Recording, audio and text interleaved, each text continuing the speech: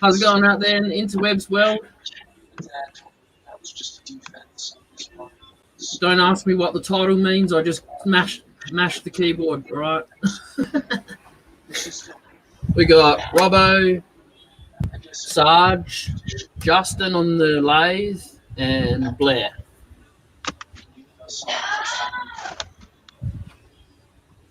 If you have a question, aim it at them, not me, all right? I'm busy.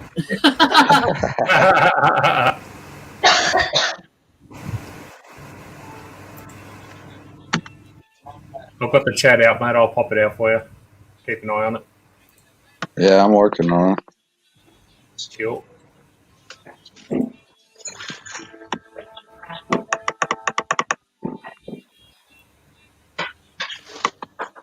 There it is. Oh, well done, Sarge. You didn't lose transmission this time. Didn't pull the cage.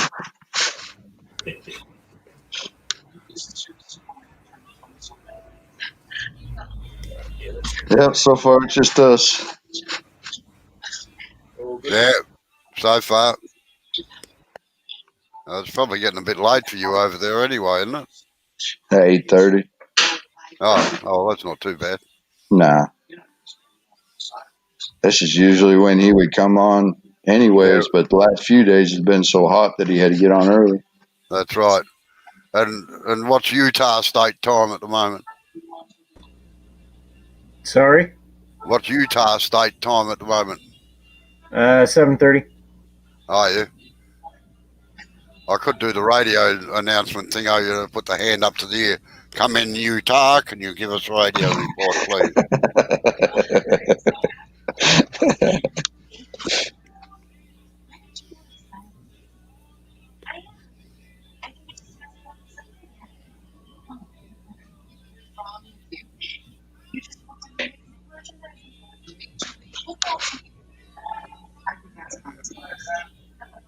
Now start backing off the cut, Jay, so that you don't take. Try to follow the curve around the outside is what you try to do.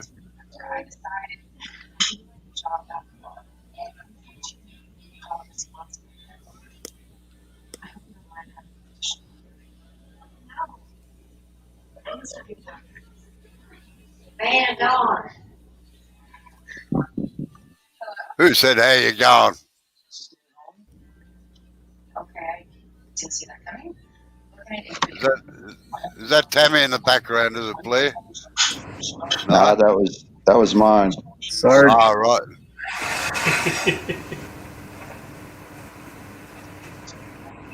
The oldest daughter's getting too excited on the phone. Ah, right. So it's not just Australians. Hey, yeah. She sounded like an Aussie for a minute. How you going? That's my Cajun wife. Ah, right. You've let her out today, have you? Yeah, she's lurking in the background somewhere.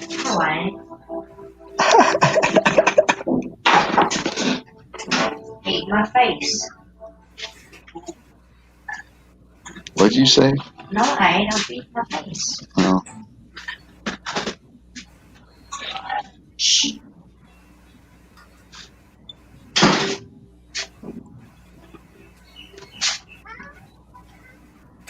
This headset works too well. I don't hear anything besides y'all. Yeah. Oh, we probably hear more than you do from your background. I know it. Well, them other headset that I had on earlier, man, I couldn't get the volume to turn down, and y'all were blowing my ears off. Woo!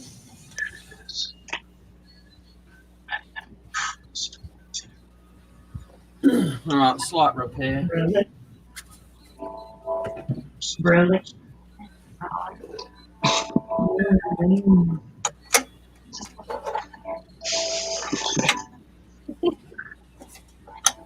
One of the dogs is trying to be clever.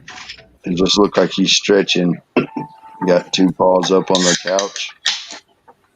Well, while the wife's got food in her plate, and just sticks his nose up like, Yeah. Oh, they got to check it out. yeah. But he won't look at her. Now he I must does. I must Will admit, I want to get away with? I come in the back door of the house, and the first thing I do is go, "Oh yeah, right, we're having that for tea tonight."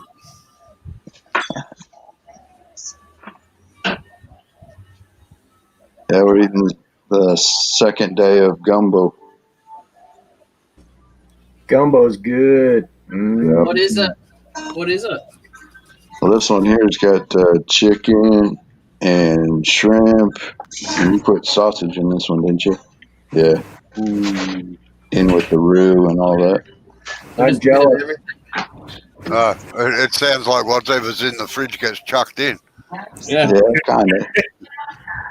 Kind of, but it's cooked longer, and there's some spices in there and some Yeah, veggies some- in there, and Creole So- seasoning and whatnot. that's some good eating. Yeah. Yeah, nice. When we Must went admit down to Louisiana a couple weekends ago, we were going to get some crawfish, but dadgummit, they're $125 for a 35-pound bag. I'm like, no, not yet. Gold plated. Oh, I love me some mud bugs. Yeah. And then those that we know that did get them, they said they were small so far. So we just wait.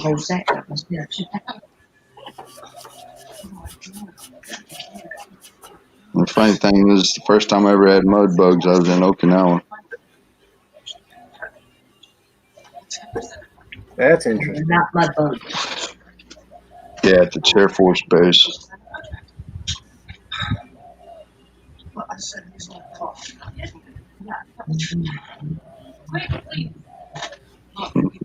And to tell you the truth, I actually like crayfish over lobster. Yeah, They taste better. They're sweeter. right. Yeah, and the amount of work that it takes to get the crawfish out is a whole lot better than trying to get the lobster tails and claws and stuff all busted up.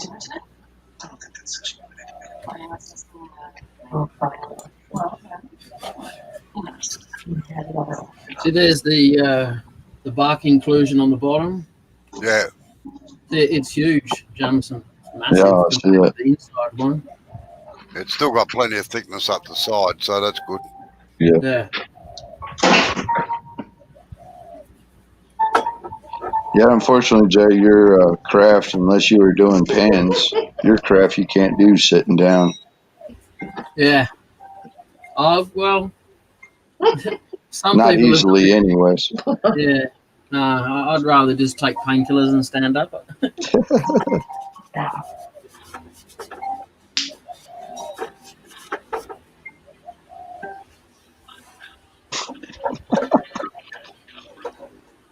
Wife's feeding the dog gumbo. Jay, just have a look. Have a look at that crack from that bark inclusion Yeah. on the up the high side on you. Have a good look at it. Up there, yeah.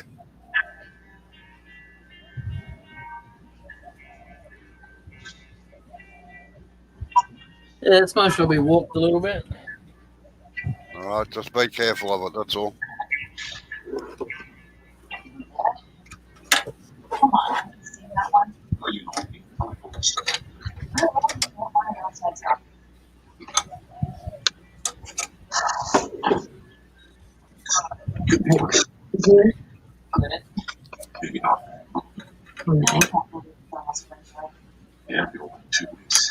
Although I like your comment underneath. Yeah, that's our company motto. It's good. That's where Good Turn Daily comes from. I've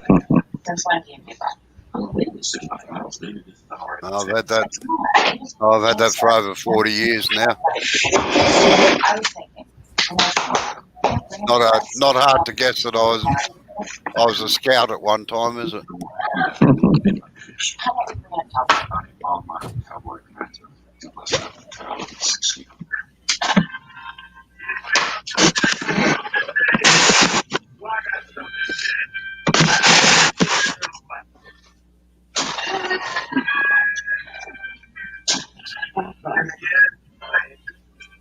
Girl, I'm about to take that phone away from her.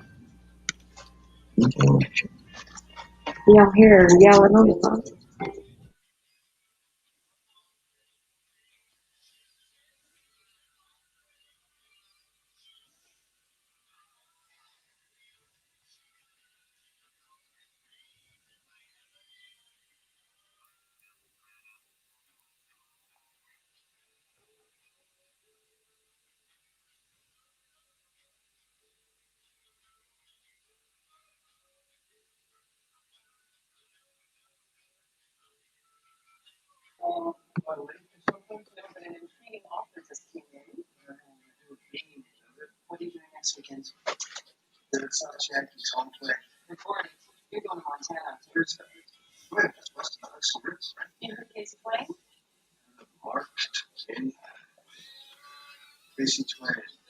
Justin, what angle have you got the flute on there? 45, but I'm rolling it over closed as I approach the centre. All right. So, starting off there, Yeah. almost close as I hit the tip. As soon as I start to get level, open it up a little, bring it around, center, close it over again. Keep it at 45 the whole way down.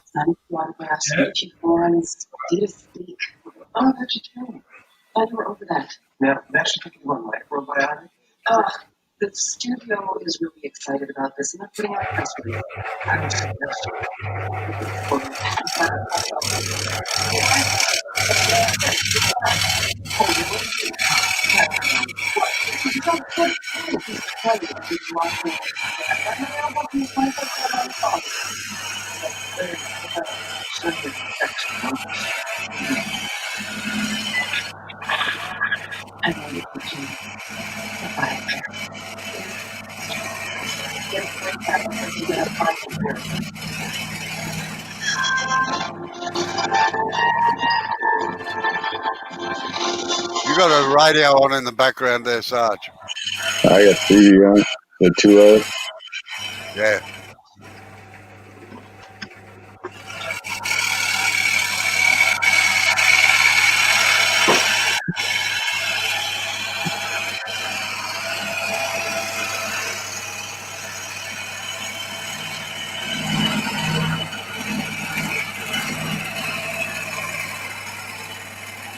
Right, is that giving you a cleaner cut, Joe?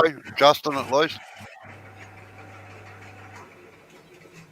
Sorry, beg pardon? Is that giving you a cleaner cut? It is actually, yeah. Sorry, I didn't realise the mic wasn't muted either, guys. My bad. That's all right. No, I can tell by the way the shavings are coming off what the angles are. Yeah. Yeah, much lighter and fluffier. And Is that better, Robo? Sorry? Is that better? Oh, mucho better. Yeah, that's great. Thanks, Sarge. Yeah, no problem. I felt like you had a Mardi Gras going on in the background or something. I wish. That's next month. Oh, right. Well, there is. It is starting now, but we'll wait until next month and go down. Is that when your Frankenfurter costume comes out, is it? Yeah. But we usually do the small town Mardi Gras. We stay away from New Orleans and Shreveport and all them. Oh, yeah. They're too chaotic. But then again, Shreveport and them, they've done canceled for the year. Yeah, well, that's right. Yeah, all our important ones, all our big events have been cancelled too. Yeah. Unless somebody's making real big money out of it, like the cricket, you know, Right. and football. Yep. How's that split going, Joe? Well, that's not going too bad, but I had to fix this one up a little bit.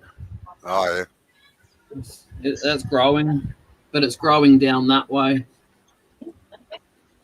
All right. And these I had to fill it when I took the chuck off. I filled in those because they go right through. So Okay. that's end up going to be in a chip that flies out if I didn't do anything about it. All right, we'll go down thinner yet. Yeah, I am. Don't worry. I am. Always room to go thinner, mate. Sorry, what's that, Justin? Always room to go thinner. Yeah, I was talking to Jay. No, look at it. Look at Justin. Look at this. I've got one thin side, and it's got about maybe 1.5 centimeters left on it, and then the rest are super thick. So I've got to kind of just watch where I go with this one. Well, also, it doesn't because matter. it's dead flat on the top. It won't matter. It'll still look okay.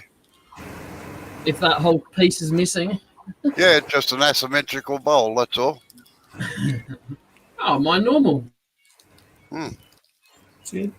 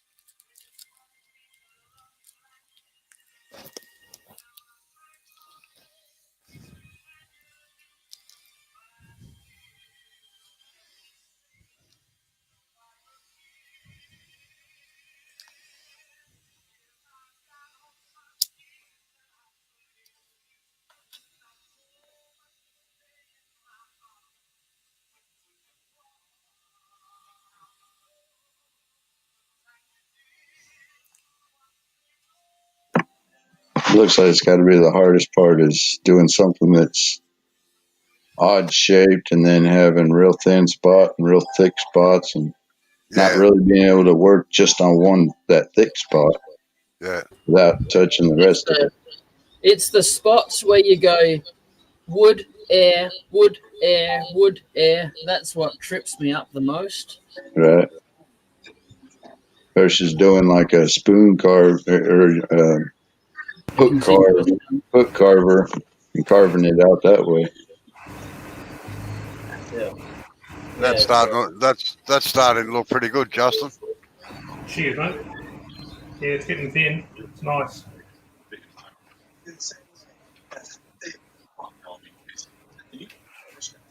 I don't mind turning air, but you've got to get that speed up. That's it.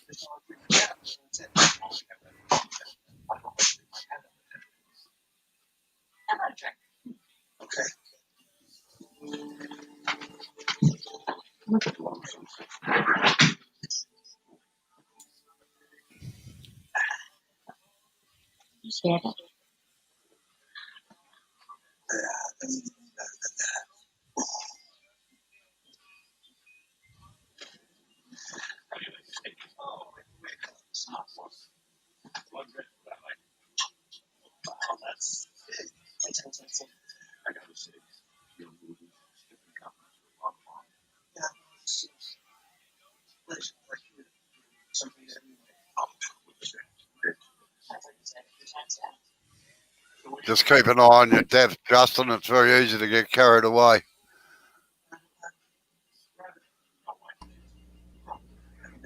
Either that or you're accepting my challenge that I did today, being part of the funnel club. Or you're trying to make a lampshade and turn it into a funnel instead. No, on my live this morning, we were doing some martini glasses, and last night we did some funnels on Jay, or I did a funnel on Jay. Right.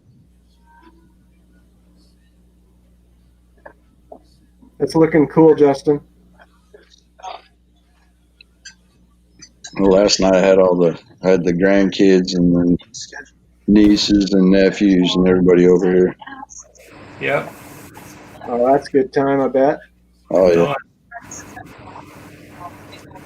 I reckon I've got a good 10 mil before I even get close to the shoulder, much less into the tenon. It's deceptive how thin. It's thin here, but it thickens up real quick. Right. Well, start taking it out of the thick place first. See it.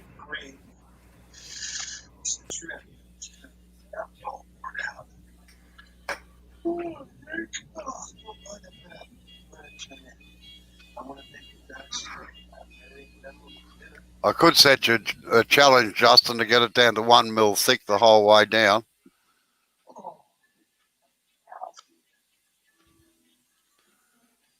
For the Americans, I said I could set you a challenge and get it to 1 mil thick all the way down. For the Americans, that's 1/16 of an inch. 1 mil thick. Well, I mean, I'm turning a lot of air. I can actually see the tool edge while it's in there. Yeah, I know. Even That's it. That's the advantage.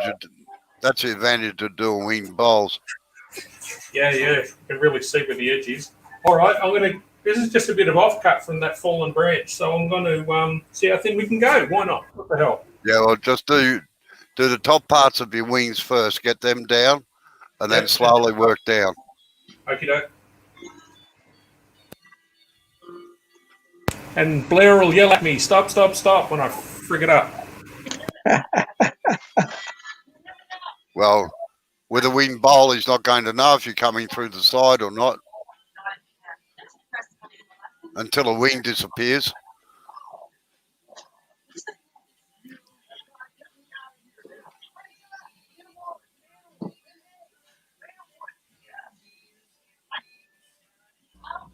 Now work down about an inch and then come up and take a bit more out of the top, and you just keep working down like that.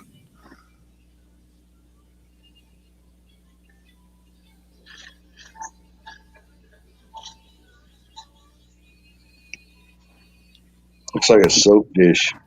I'm just going to... It's cool. I'm just going to bang my shield on, I think, because I'm leaning over it. If anything comes flying off. Yeah, good idea. Good call.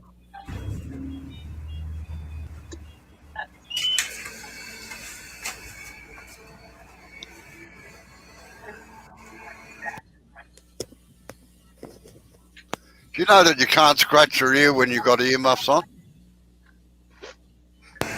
It does make it difficult, yes.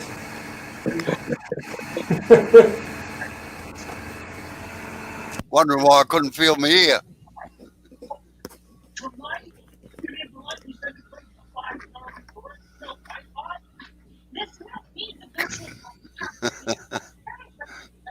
Yeah. I like those Canadian hats, you know, the ones with the big muffs that come right down to here. Yeah. This was a Christmas present from my lovely wife, and I'll tell you what, I wore that on my live this morning, and this was a lifesaver. Look like you belong in Chicago instead. Or either that or Minnesota. Yeah.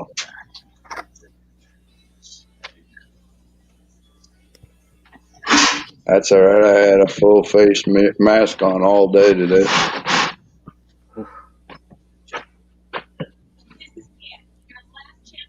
But we got all the wire pulled in. Now we just got to get it all sagged to where it's all even all the way down. Yeah. I must admit, though, about 10 years ago, they put all new power lines outside our place. We had a bit of a trouble with high loads coming down the highway. They had to send a crew out and lift the wires up as the trucks went underneath them. But and standing there yakking one day, and I said, "Listen, why don't you blokes put a bloody taller pole there instead of that?"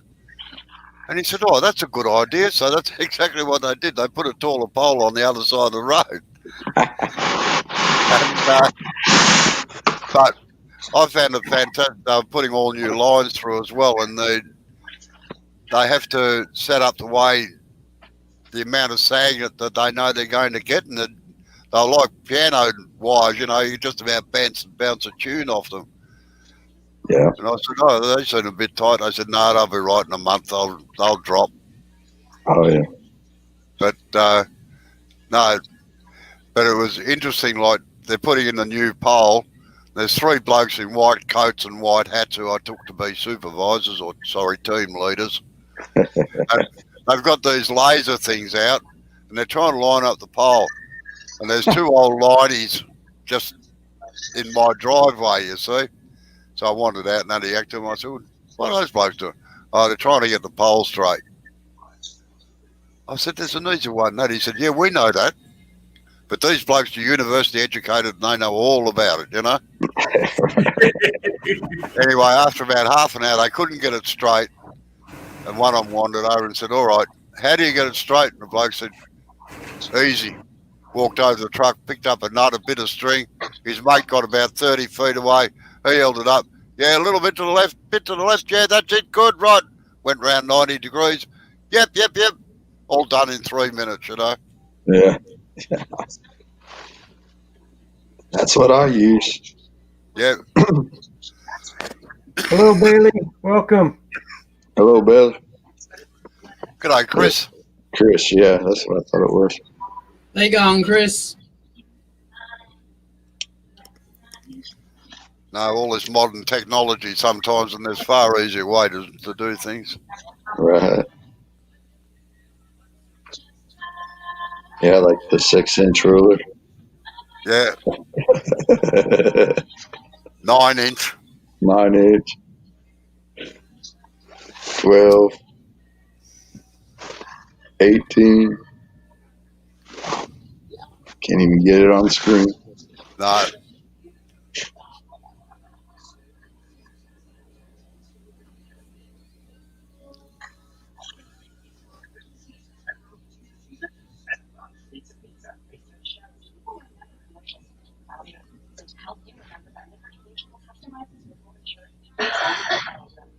Now, what you've got to be careful of, Justin, is that it doesn't start ovulating or get wobblosity in it, all right?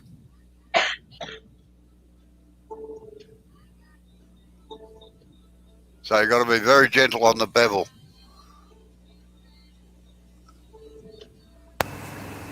You talking to me there, mate? Yeah. I said what you've got to be careful of is that you don't get ovulation of it and wobblosity. So you've got to be very gentle on the bevel. How thin have you got it so far? Reckon I got about 3 mil there. All right.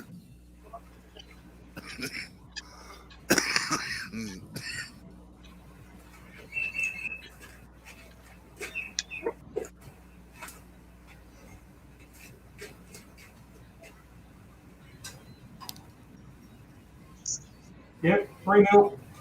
Right. That's looking pretty good, Joe. I reckon. What are the other back bends? I'm just taking this. Go on, Joe. I'm just taking this down a bit so it's not so much of a drop there. Yeah, well, you haven't been turning down in there. What do the other backbenchers think?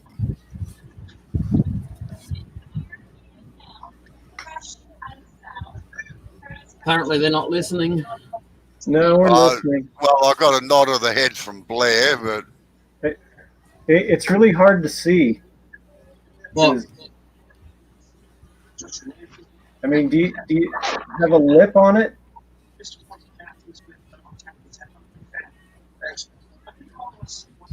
what are you on about?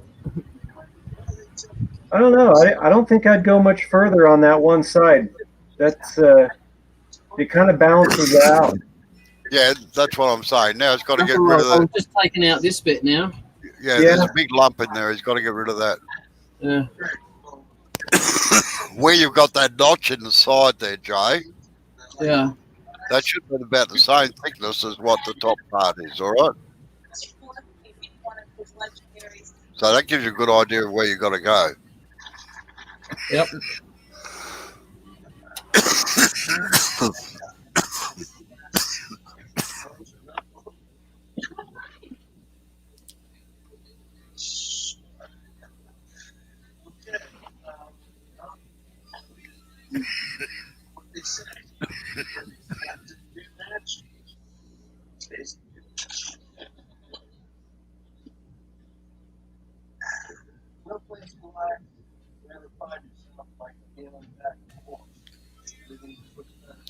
You virtually make the bevel trace the outside line on the inside.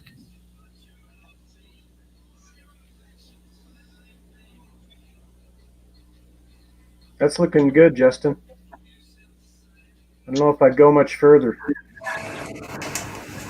I was just admiring the fact that I can actually see the light through the wood here now. Yeah.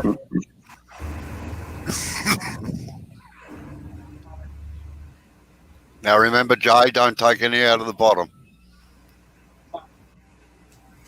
Justin, how wet is that? It came down just before Christmas, but it blew down in a storm, so it was a live branch still at the time. So it's less than a month old. So don't be surprised if when you take that off and bring it in the house or something like that, it's going to twist on you. Yeah, that's what I was thinking, but also I don't see how I can get it to dry without cracking too much either. No, you'd be surprised. It may dry. It'll twist and warp, but it may dry without any serious cracks in it. Right? Yeah. If you keep it to 3 mil, you should be all right. Yep. The rest of the branches that I've got out there are at least 3 feet long in the sections that I cut. So I'm hoping that if they do twist and crack, that they won't. It'll only happen at the end, and I can still take off a good few inches and save the meat. Yeah. But we'll see how we go. I don't know. I think it'd be kind of cool to see it a little kind of warp a little bit. That'd be. Yeah, I reckon. With the shape of it, it'll probably close up at the tops, but it'll. Yeah, it will. It'll come around like that, but Nice. it should come in evenly. Yep. Or if you really want to get techo, you can put rubber bands around it, and pull it up. it may even pull across. Might well do that. Yep. Anyway, I want to finish off this. That's what we used to do with the cowboy hats. Yeah. No, when we turned wooden hats, we used to put rubber bands on them to curl the sides up.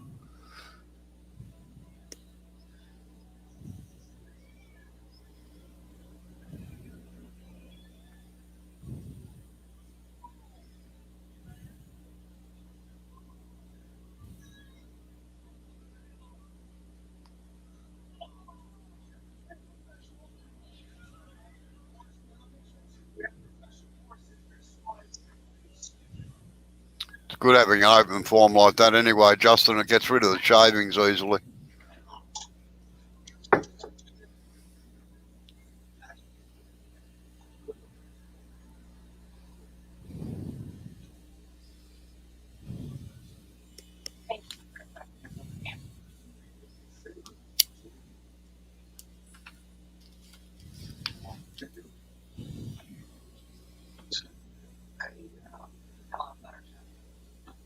G'day, John N. How are you? Hey, John. Howdy, John.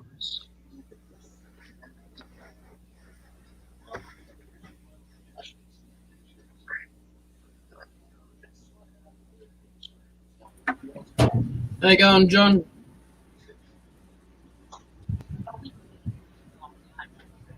Give us a look at that little lumpy bit in the side now, Jay. Just turn it around a little bit. Bit more, bit more, bit more. That's it. There. Yeah. Getting close.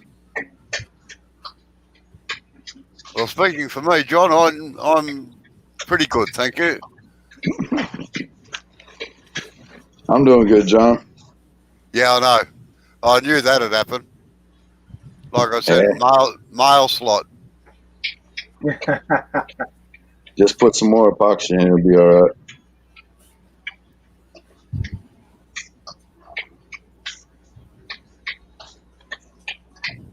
Looks like you're under that mark that came up the side anyway.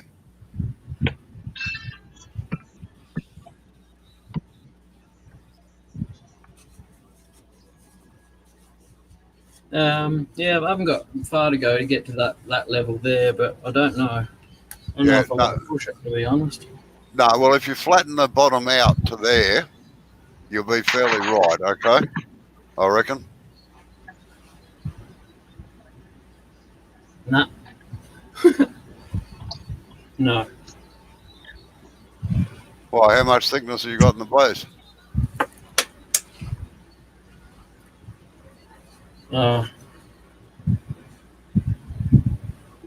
Well, that there, but then it's it kind of goes flat underneath and then goes down like that in the middle here. Yeah. All right. How big a gap have you got between the side and the bottom? Like, how thick is the thing there? What's the jump up like? I'm trying to say. This bit here. Yeah.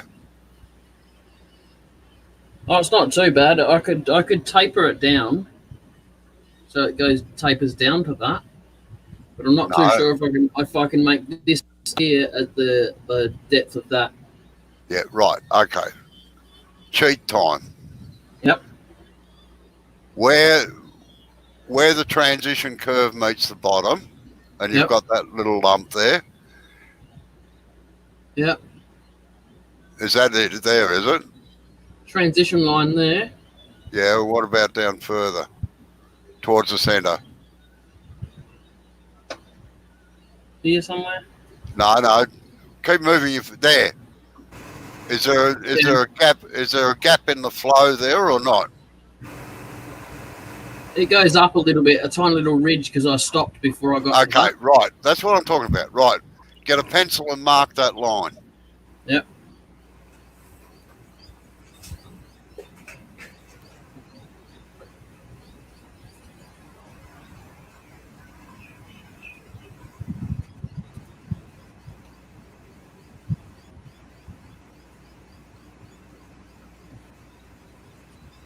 Right, now come in about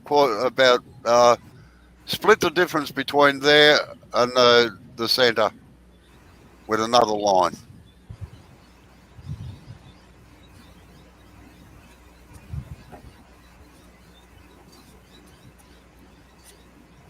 Okay, now get your skew chisel and put it on the side and just use the long point and put a groove in there, in those two lines there, all right? Yep. All right. Hang on, Effie.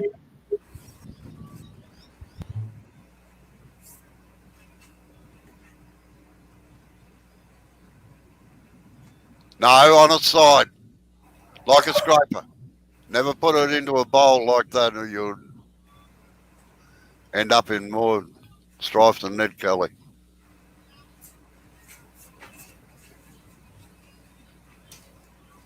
Don't slide it sideways. Push it straight towards the headstock. So the cut's a groove in it. That's it.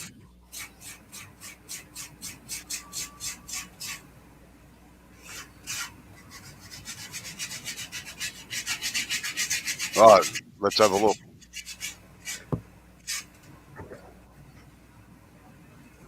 Yeah, make them a fraction deeper.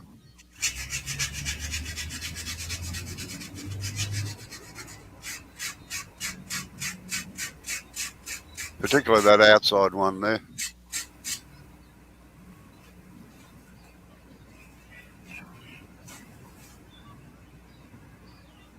All right, that's better.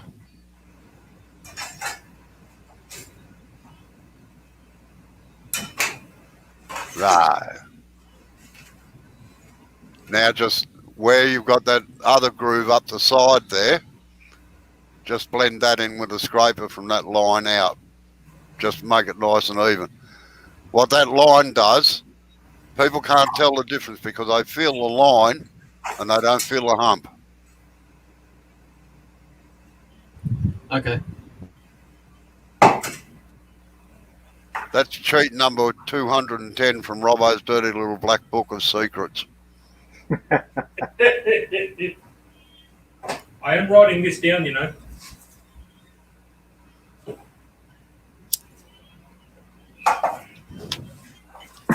That's all right. If you miss it, you just have to go back and replay the live.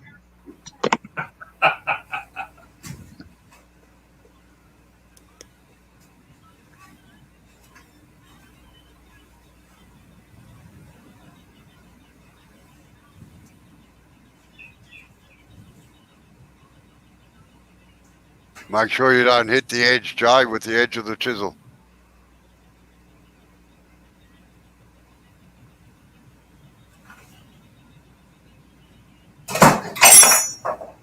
Shit, what was that?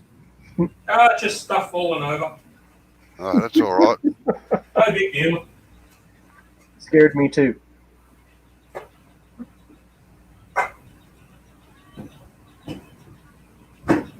You'll know if it's something serious, you'll hear the swearing. Sorry? I said you'll know if it's something serious, you'll hear the swearing even with the microphone muted.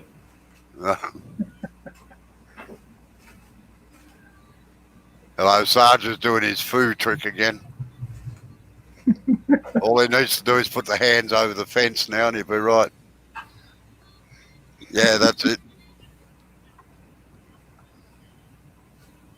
Did you ever have foo in America? Foo? Foo, F-O-O. Oh, it was a big thing out here, like foo was here. And it's a bloke looking over the top of a fence, like Wilson. Kilroy. Kilroy. You Yeah. called it Kilroy, yeah. You used to call it Kilroy. We called it foo. Yeah. Foo was here. Yeah, we put them on bug deflectors and stuff like that on the big trucks for on pickups. Yeah. Hello, Effie. See, Justin, you frightened the hell out of John. He stopped his glue up to look.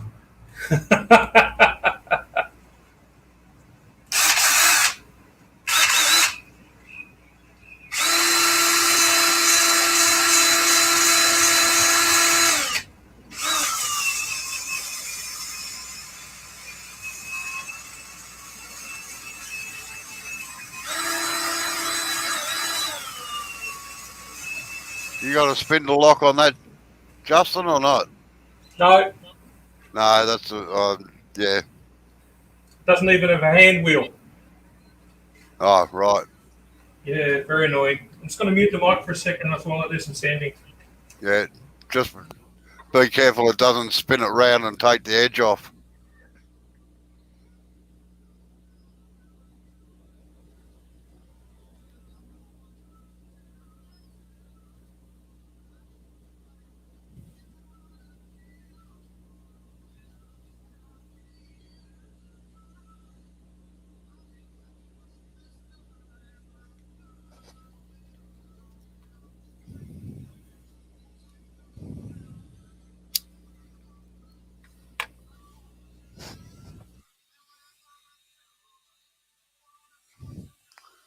And what are you gluing up, John?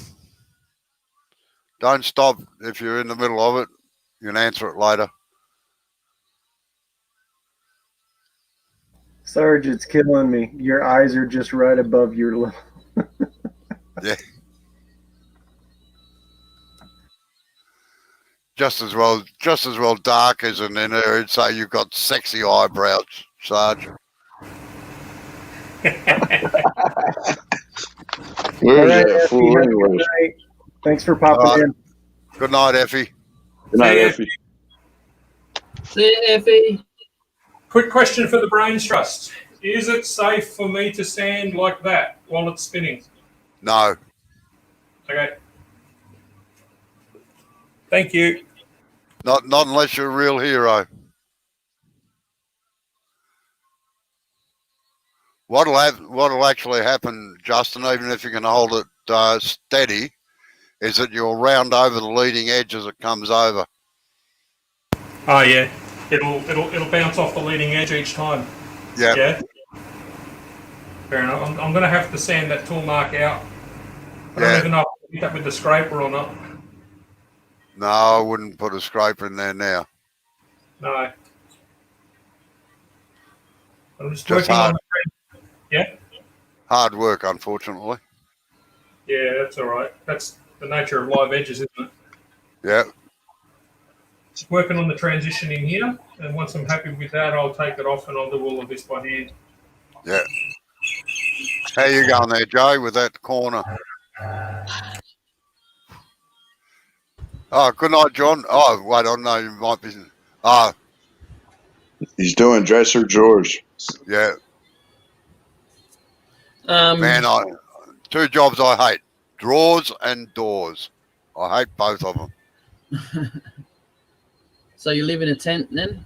No, I make them, but I absolutely hate them. It's a little bit raised just there, so I'm just coming down from there lightly and getting heavier as I come down. But Yeah, good. Right, yeah.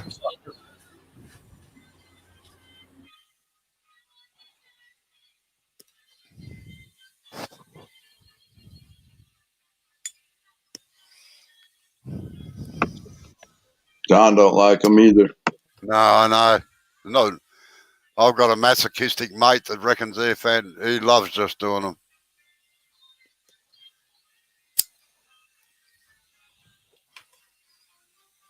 Loves doing what? Sorry, I missed it. Drawers and doors. Oh.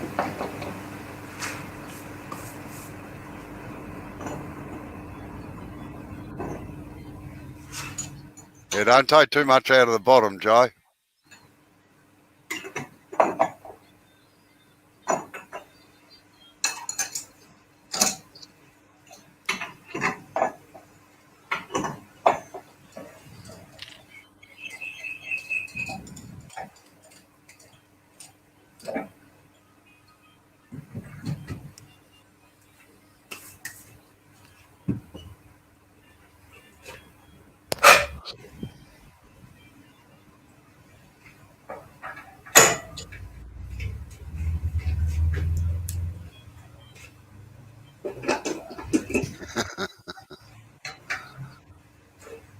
Half-blind diversions 3. I knew what you meant about dovetails, yeah.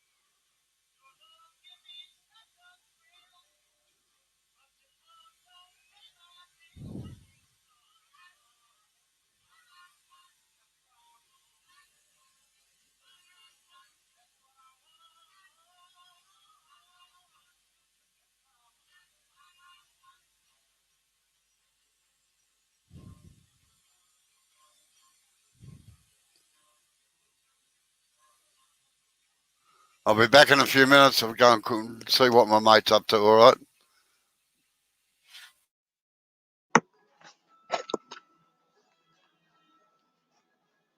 Yeah, John's trying to go unplugged.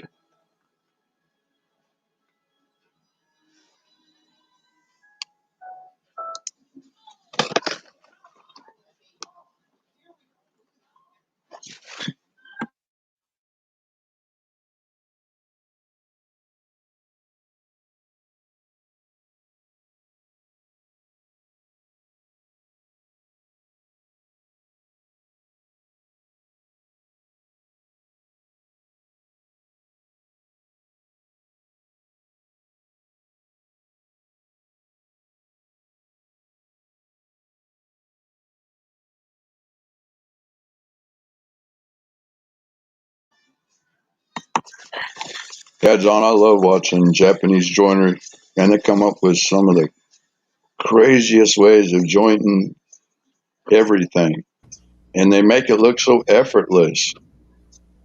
Yeah, it's just freaking brilliant. Yeah, I've got one of those Japanese saws out in my shop, the two-sided one where it does cross cut and rip, and I still haven't mastered that spool yet. But like everything else, you just got to practice.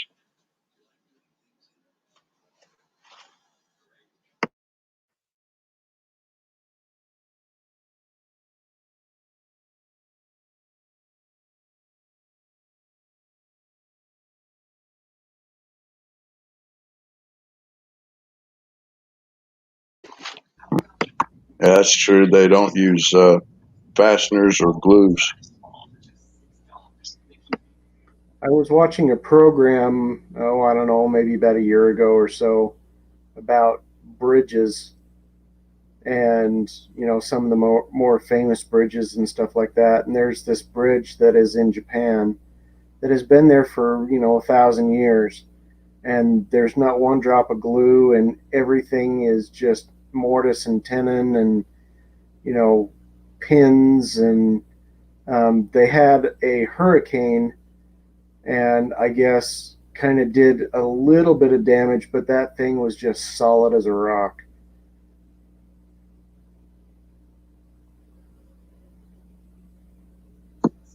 I like watching barnwood builders.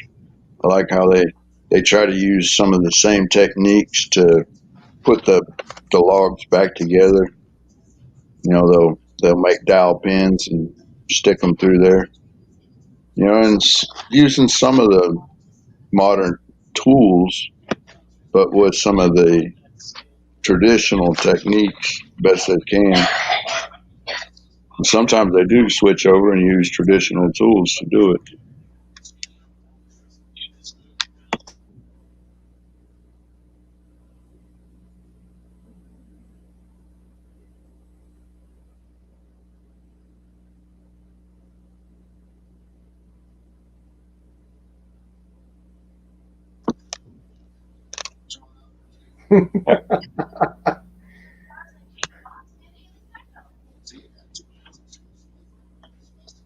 Yeah, it's a pretty shoe, isn't it, John?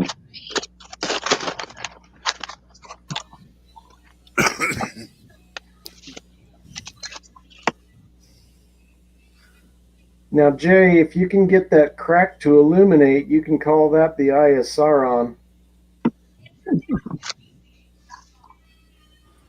Morning, David. What's that? Portal Woodworks. Good day, David. How you going, David? G'day, mate. How you going? Hello, David. Yeah, I must admit, John, I like the Japanese joinery, the way they put buildings up without any nails or anything in them. They all use just sliding dovetails and things like that. Hi, Robert. Welcome. G'day, Robert. And How you going, Robert? Howdy, Robert. the Poms were pretty good too when they built their big cathedrals and everything out of oak beams. They no glue or anything, all pegged.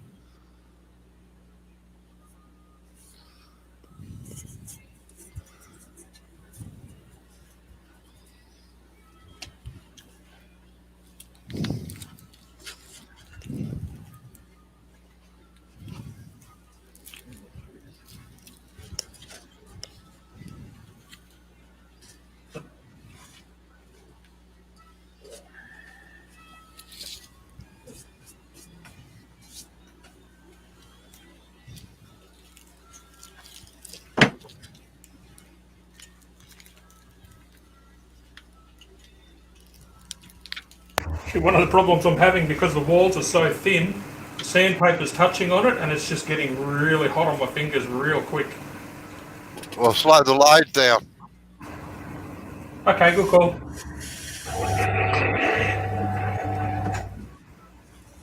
Using all that common sense with me. Just be careful. You don't have much more to go on that thing. No, I was actually going to go harsher grit, but I don't think I will. Just trying to take these little ridges out. Leave them in. Leave them in. No. It just gives it more character. Highlight it and call it texturing.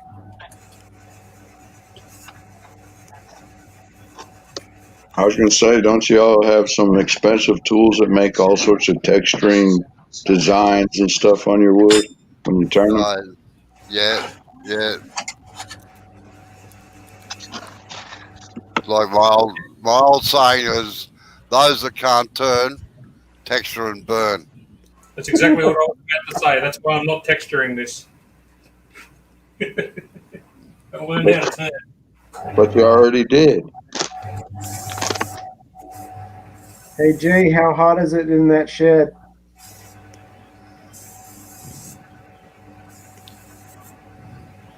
That's not too bad today. Good. We got 30. What are you drinking, pal? Yeah, I got this. we got about 23, 24 degrees today. Very nice. Is that all right? Is that a good temperature? No. No? All right. It is going to warm up tomorrow, I'm told, Robbo. Yeah, so they say. Sorry, I'll let you in the gag, all right? Only Robbo and I know about this one, all right? I've actually been putting this out on my shed roof the last couple of days, so it's actually not that hot. It's just been baking in the sun for a couple of hours. You're cheap. Are you trying to do that to get sick day out of school?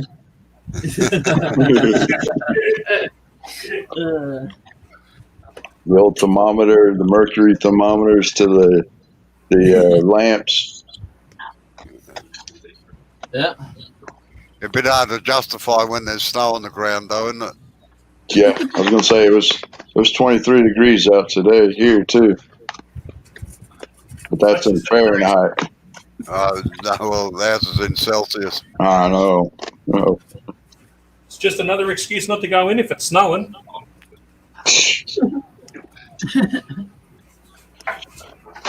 Yeah, until the ice breaks the wires, then you definitely got to go. Yeah.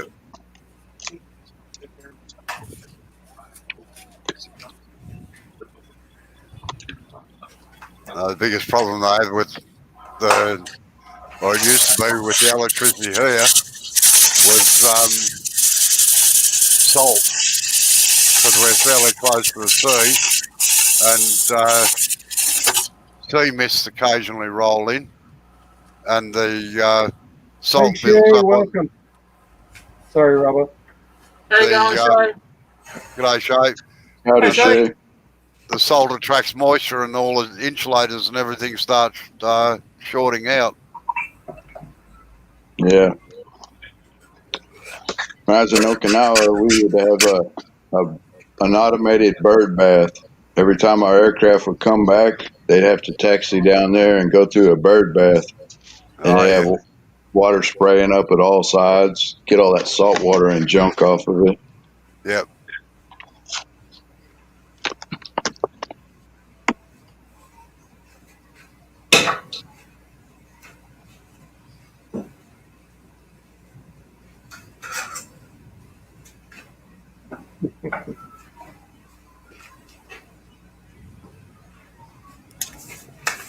Jay, did you finish that elephant?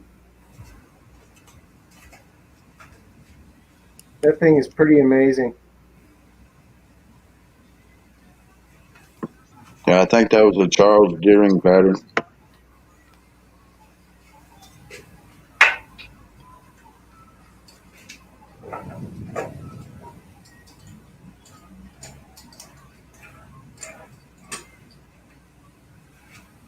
Oh, she finished it tonight. Nice.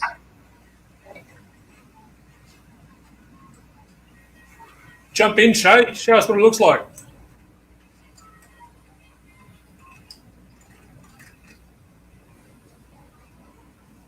Somebody shoot her a link.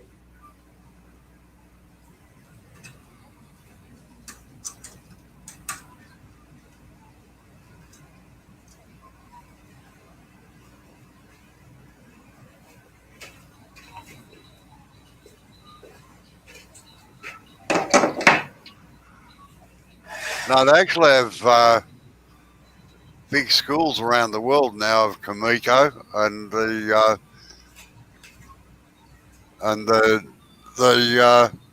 I don't think the Japanese joinery is dying out much. It's like there seems to be a bit of a resurgence in it, so which is good.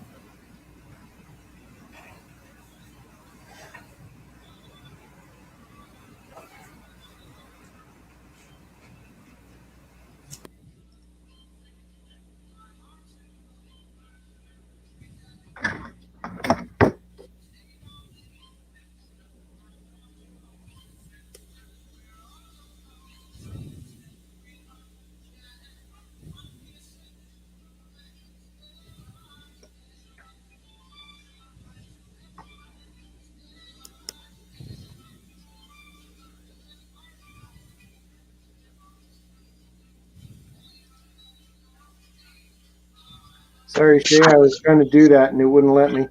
Let's see if I can figure it out.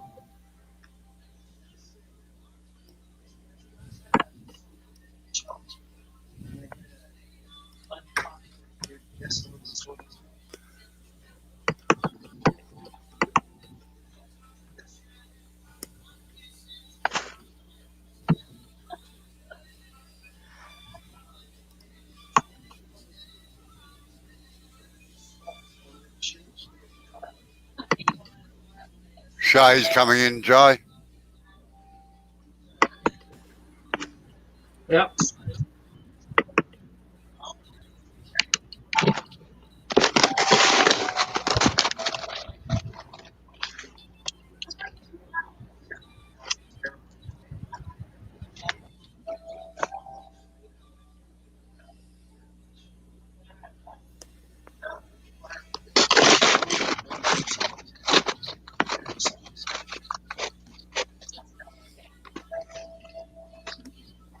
Yeah, in fact, down here in Melbourne in Australia, was early last year.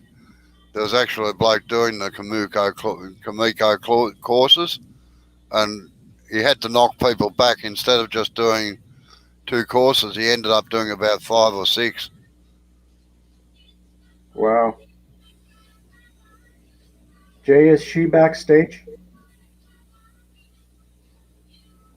Not yet.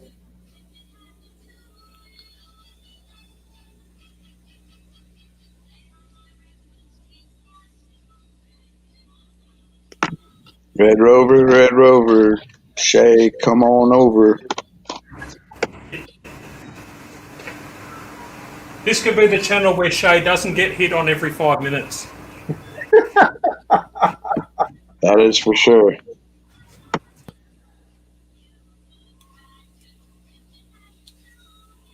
Well, we'll definitely be gentlemen in here, that's for sure. That's why I like coming over here. We're more educational and more laid back and not a lot of drama. Oh, I can give you drama if you like.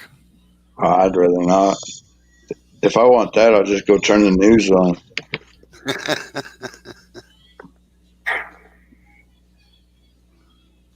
I'm sick of our drama. I know, Oh. me too.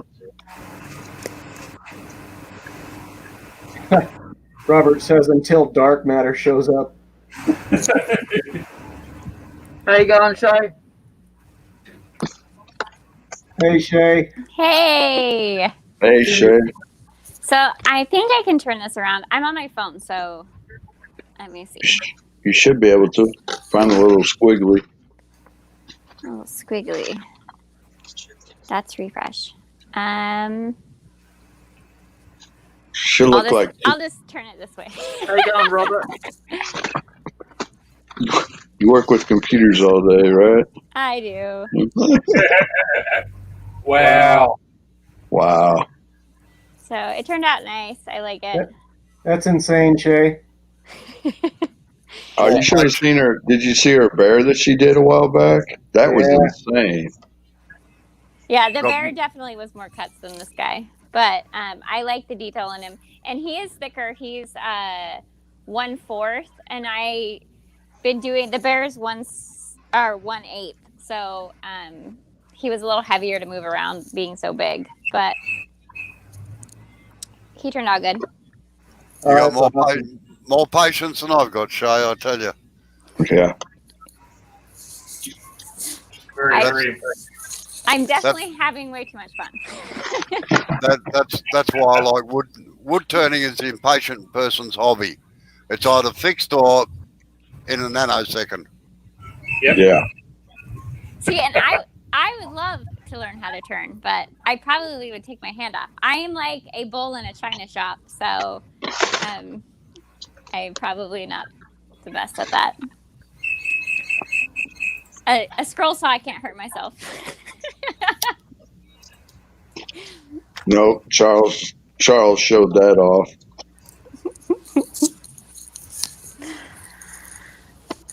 What are you making, Jay?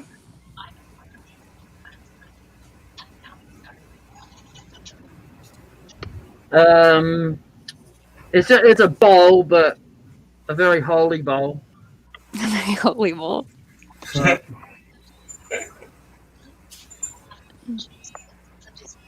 They're right through it.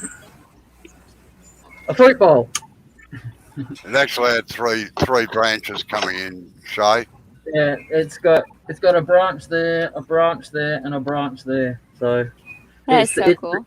It's the three-eyed fish out of The Simpsons. Actually, Jay, why don't you just get a rag with metho on it so that we can see what the grain looks like, all right? I reckon it should look pretty. Should look pretty specky by now.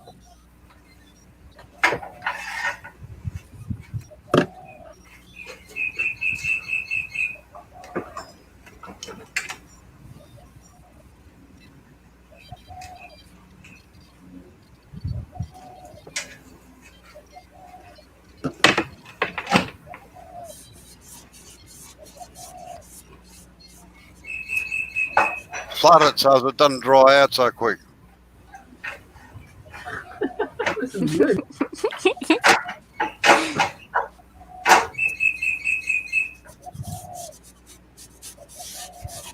Oh yeah, Mama. No, that's beautiful. Oh, baby. Nice.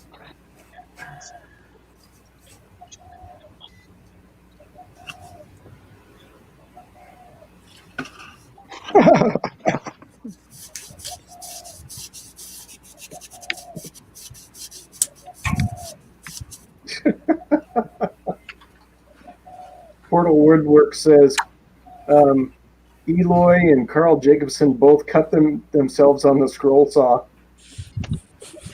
How would you cut yourself on a scroll saw? And you know what's funny? You'd have to have that thing going like full max. Wait on. One at a time, folks. One at a time. Ladies first. You would have to be going like full speed and like put your hand like in it on purpose. Unless you're doing like a really small piece. Like the earrings that I do are like, hold on a second. I'll be right back. While she's gone, I subscribed to a Facebook scroll sawing group, and in order to get into it, they give you 3 questions. One of the questions was, have you ever cut yourself on a scroll saw blade? And my answer was, are you serious? Which one was that? I mean, even when the saw's going, you can put your finger up against the blade and it's not going to get you. No, I've put my finger straight on the front of the flat blades, and you know they'll nick you, but they won't really cut you. They'll just scratch you. Yeah. Okay, so this is the smallest piece that I've ever cut on the scroll saw. Wow. And it is I can't even get it. It's a little moose. Full size, full size. That's cute. Is a moose half a mouse? Pretty much. And then this is the necklace piece that I cut.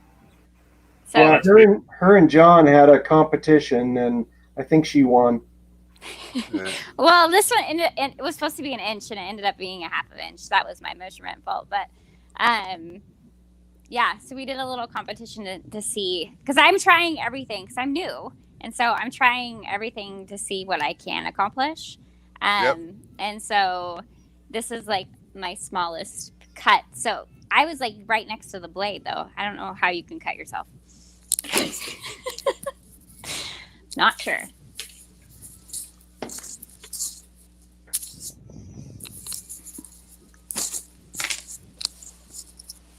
But I definitely like portraits better than anything. Probably going to be my stay, too, is portraits. Vader, no. David says, we haven't let them live it down. They were using flat blades. Brooklyn hasn't even cut herself. She's 8. So Shay, with that elephant, what are you going to do? Are you going to paint it? Just stain it? So actually, I'm going. Vader, get down. Get down. You're not in my lap right now. Oh my gosh, my dog is a moose. Okay. So I'm going to cut probably like a half inch around, all the way around him, so he's more floating out of the piece. And then I think I'm going to stain him, and then put him on a backer board, a stained backer board. So I think I'll do like a multi-stain piece on this one. And then, of course, I'll frame it like I frame all of my stuff. But I kind of want him standing out more. I don't know. I haven't quite decided fully yet. Now, have you started making your frames, or are you still outsourcing that? So I'm still buying them because I can buy them cheaper than I could make them. Right. And I kind of like, I don't know, they're like classy looking, so I kind of like those ones compared to what I think I could make. But I don't know. I seriously, with the coupons and stuff, I'm getting the frames for like $7. Like I got this big frame for the bear. That thing's huge, and I ended up getting that for $6. Wow. But I can't beat that. No. So I know I can't make them for that.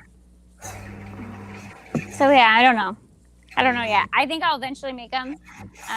But right now, All right, then, John. See you when you get back. Hopefully, no problems.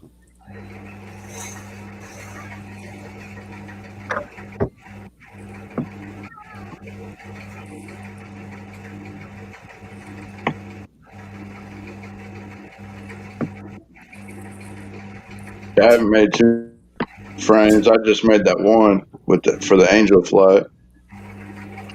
Yeah, that was really cool. Yeah. Well, I had made my first set that I made. I had some guy out of North Carolina ask me how much I'd sell it for, so I told him, and he said he was putting in his American Legion post out there. So I told my BFW post here, and they're like, "Well, make us one. We'll put it up."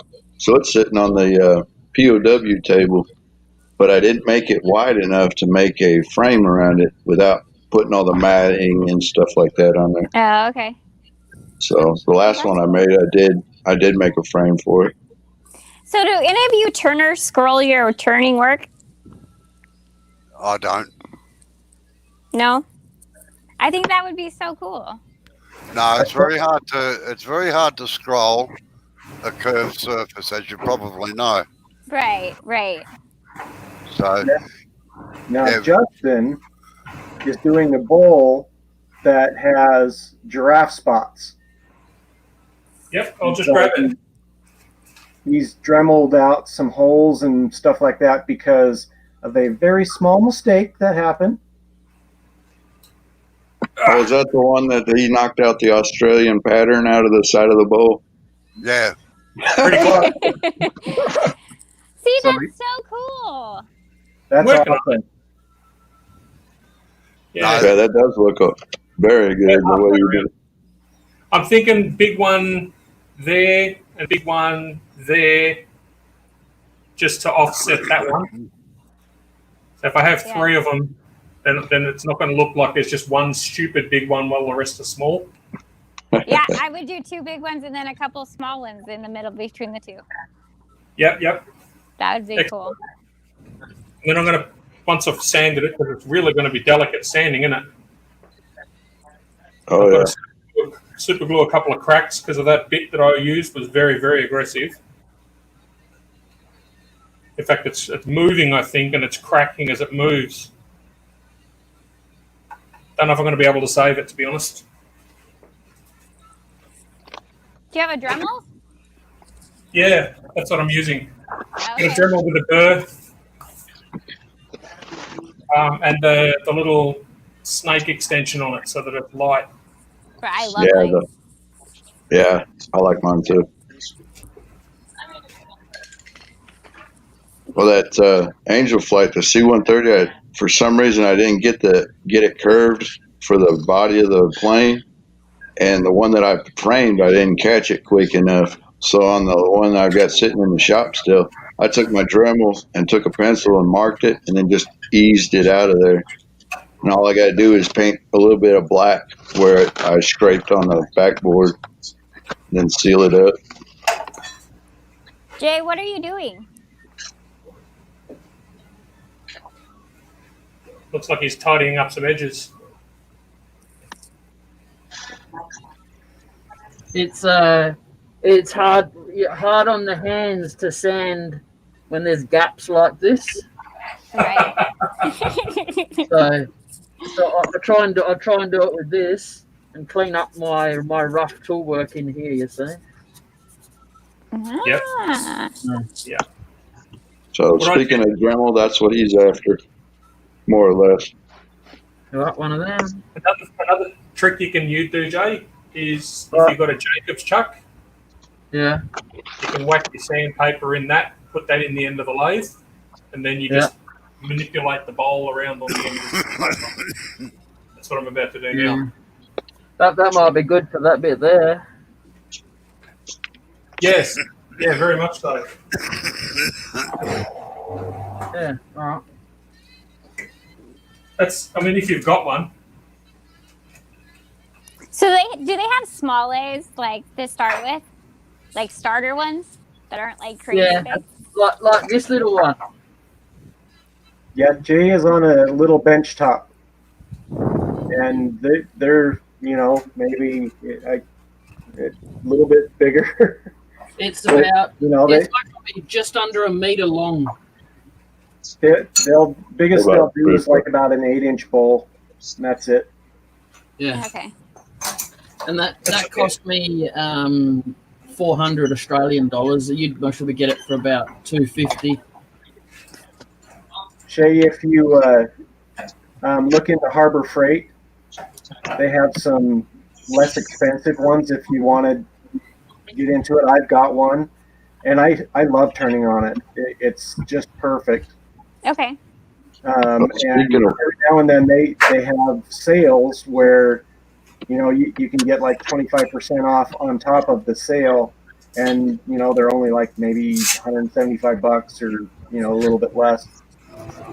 I'll do that. It- I it's am the- curious. It's And the then- tools then- and the chuck that kill you. And then, Shay, you can have a lathe like mine that's 40 feet long. I love Henry. Henry's awesome. Well, I got my first scroll saw, and then like 5 times in it, I had to get a new one. Just to interrupt everybody for a minute, I don't like ignoring what's going on in the chat. So, yeah, Hodge Robert says, I've seen someone scroll out the bottom of a plate and then have a picture added behind it. I've actually seen the same thing. And he said he had a lathe the same as Blair's for 5 or 6 years and it worked out pretty well. So he's also said that he's an American Legion and VFW member. No, that's David. David's the American Dave. Legion. Yeah, Dave, sorry. Hey, at least in the comments, anyways. Yeah. Yeah. All right, carry on. But Blair, I've seen 2 of them at Harbor Freight here. I've seen the desktop one, and then I've seen the 12 by 36 with the swivel head and all that stuff. Yeah, I have both. Yeah. Look at Robert's comment. Yeah, I was just waiting for a break. You're dead right. You're dead right there, Robert. I'll tell you what, though, I'll get a lot of exercise walking up and down that one.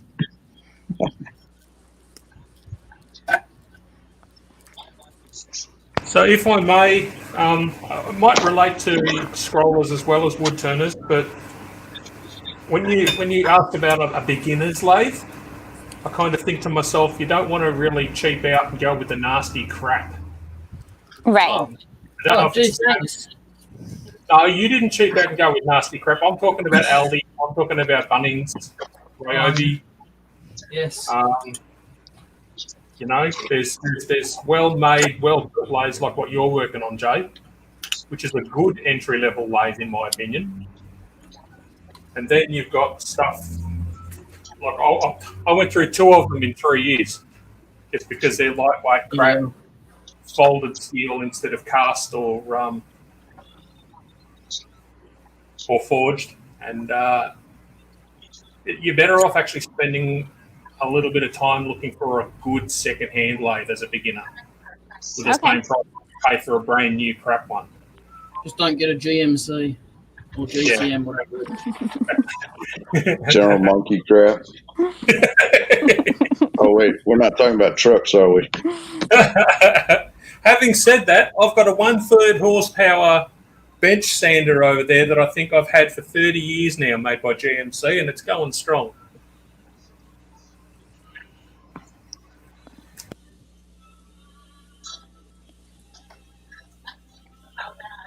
Guys, I think I'm going to jump out of here. All right, then, Blair. No worries. Thanks for coming in. Yeah, I think I'm going to fall out myself. Take it easy. All right, thanks for coming in, Sarge. Take it easy. Yeah. See you, man. We'll see y'all later. Bye. Y'all will now. Now, Shay, if you want to see something interesting, put in images, pierced wood turning into Google and have a look. Oh, I'm afraid. I'm afraid. Because they got robo in it. Let's see. I don't know if I can. I can't do it when I'm on. I'll have to do it in a second. No worries. But, yeah, it's what can be done with piercing and stuff like that. I just think this is cool. I think it'd be fun to try. Well, just like I thought scrolling was cool, and I really like it. So who knows? Oh, yeah. You don't get as much exercise scrolling now as what you do turning. Right.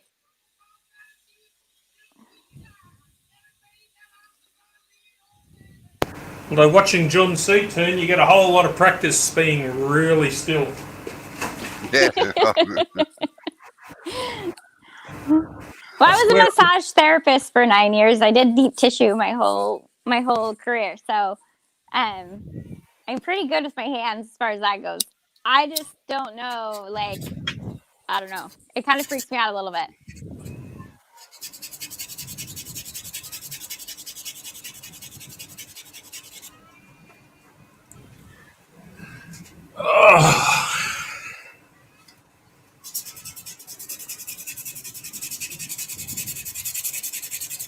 Well, I am going to head out because I have to go to bed because I have to work again in the morning. But I thank you for having me jump on. Thanks for dropping in, Shay. It was good to see you. Yeah. See you later, Shay. Have a good night. See you later. Thanks for coming in. Bye-bye. Okay, bye. Yep. Not done it. Not quick enough. The Wheel of Delicacy. Yeah, I've seen that, Hodge. That's brilliant. I'm just going to, I'm not going to let the wood get too hot with the sanding, so I'll let it cool down a bit. Yeah. Yeah, no, I've seen that myself, Hodge, and I normally don't. There's only a couple of piercing works that I really, really like. That's one of them, and there's another bloke in Australia here that does it, but he does African scenes and things on the side of vases, and then colours them, and they're a portrait sort of a thing, and they look absolutely fantastic. Like he'll have lions or elephants or that under the trees.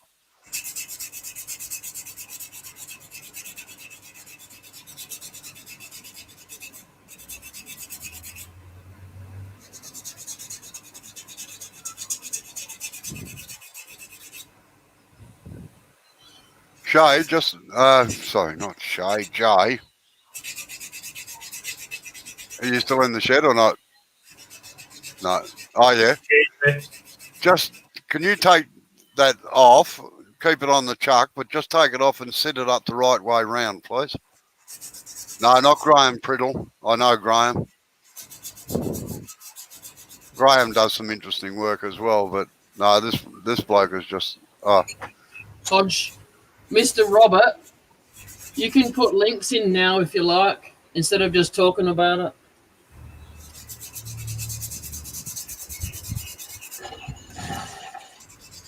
You have the blue spanner of power.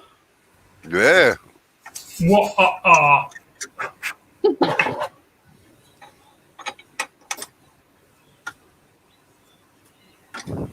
You can also advertise your next live if you like, or a premiere, or whatever.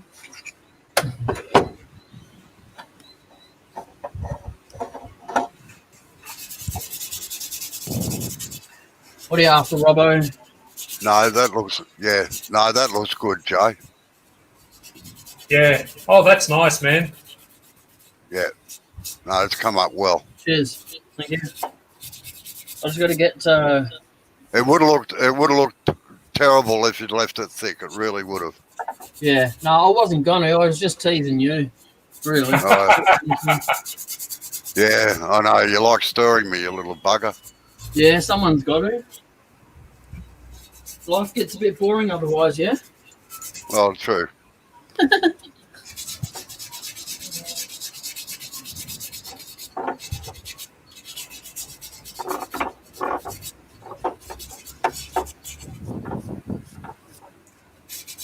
Yeah, so I just got to.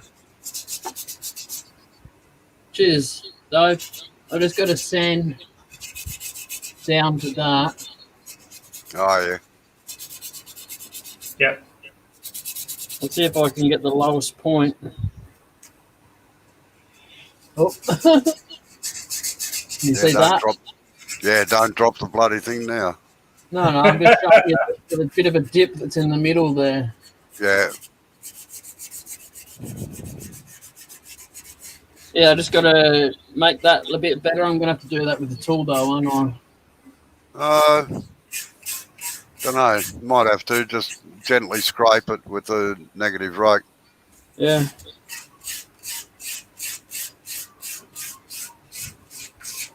Well, give it some more super glue while I'm here.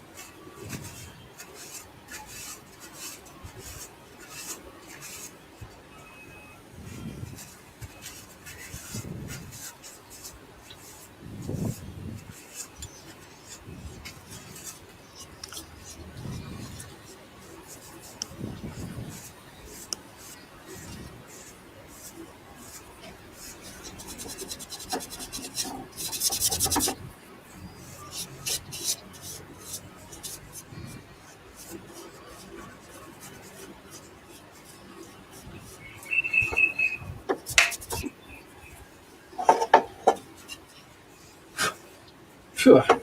Take that. Surprised this hasn't fallen out, to be honest. Yeah, Yeah. no, that's all right. That's sort of what I was hoping would happen, that you'd leave that it'd end up with that slot down it. Yep.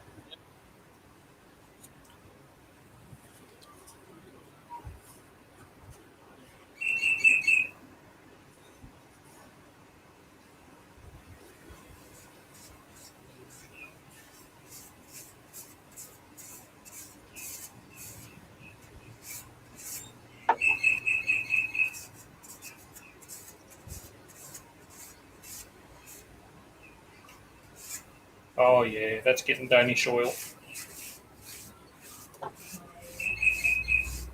What?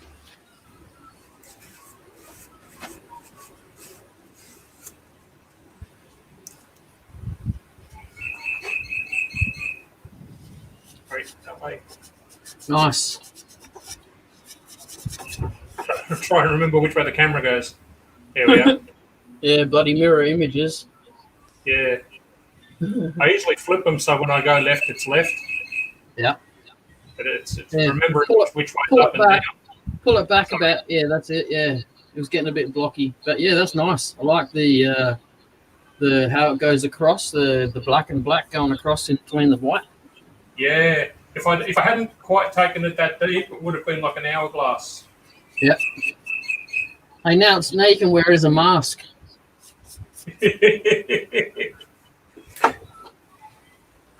Yeah, just don't sit it under a skylight. Yeah. You just made yourself a wooden mask. Well done. You might sell them by the millions. You might sell them by the millions. You better watch out. Watch out. Actually, I had to take it away from my face because I've just flooded it with metho. Oh. Yeah. Oh, I might. I like the smell of metho. Now, what do you reckon? Straight BLO? Darken it up a little? No.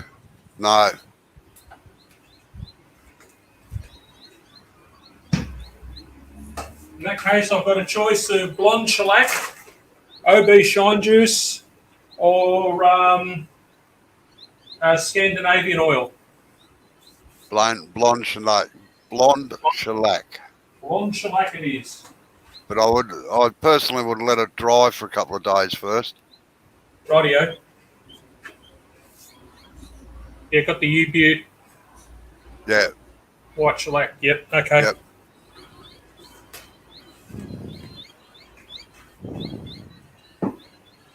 So let it dry for a bit, but not underneath the skylight. No. Hey, Robbo, how far away is the nearest shop to you to buy some U-Butte stuff? Because to get that stuff delivered is horrendous. About 40k away. Oh yeah. How you going, Yappy? Hey, Oh, Yuppie. Yuppie.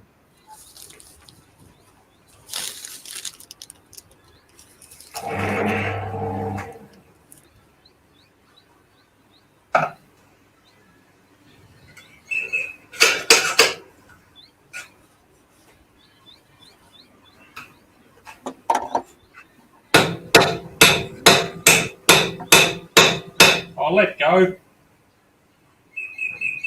No, I don't want to.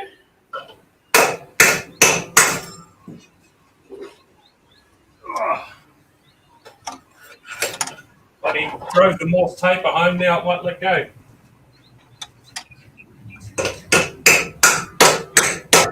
There we go. Well, that means it's a good fit.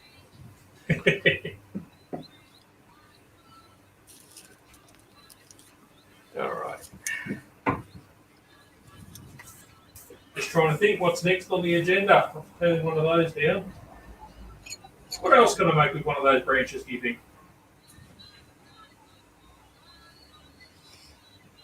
How about you do a goblet with a 2 mil stem?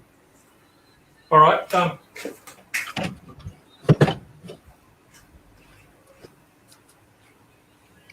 if you do when you do it wet, and you do a 2 mil stem, if you make the cup big enough, it should bow over when it's drying.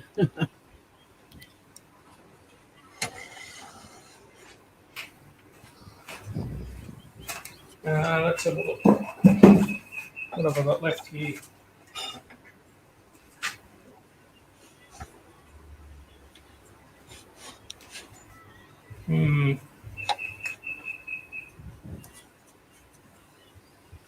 Yeah, that'll play. All right. 1 sec.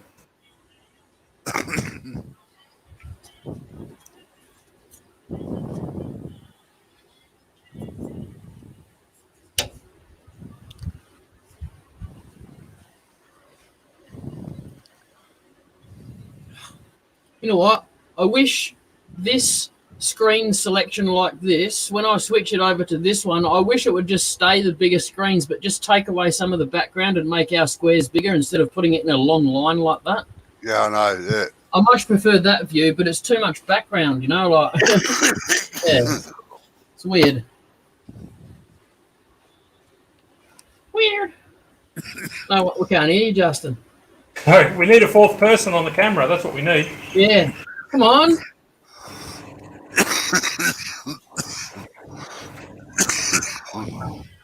Come on, Hodge. Robert, you can't say you don't have a camera and a mic. Come on. Can't use that excuse now that you've done lives. All right.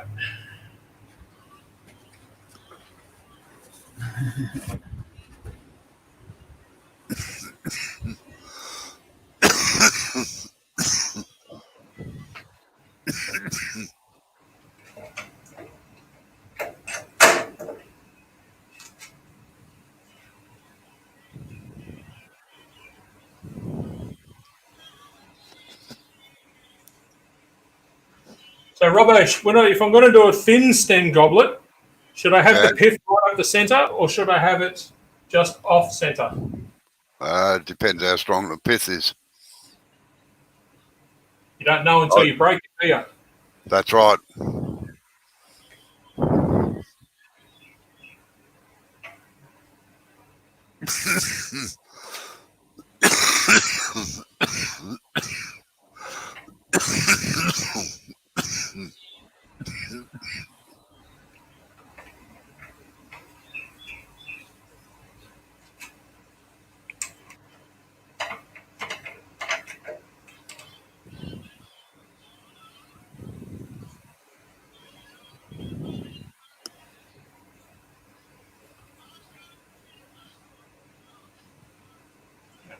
Bugger it.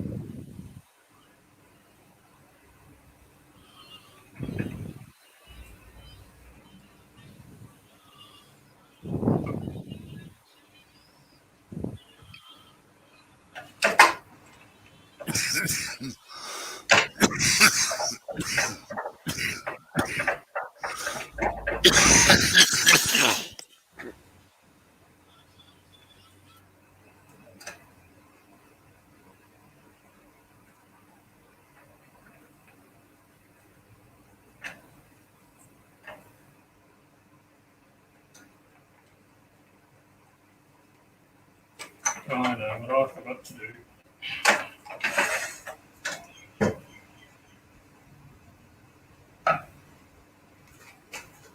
Hate yanking these things out.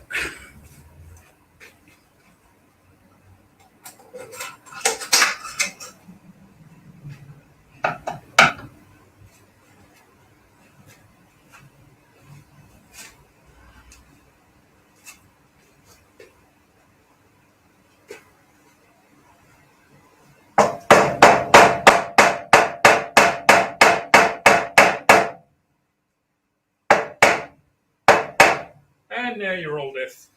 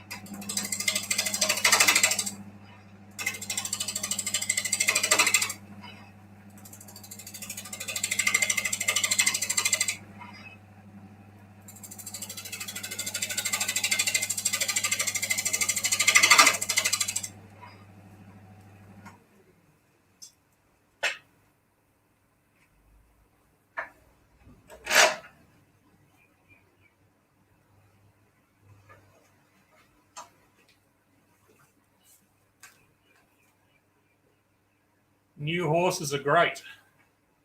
Get some new horses, John.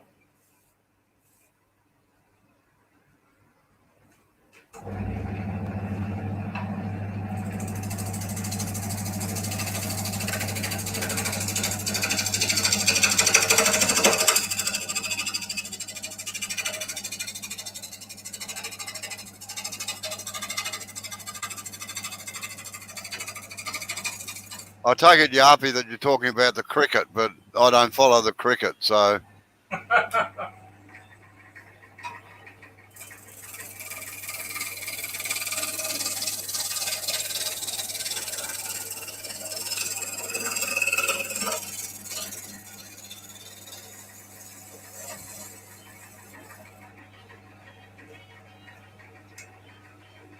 Yeah, no, I just, I realised that after I started talking.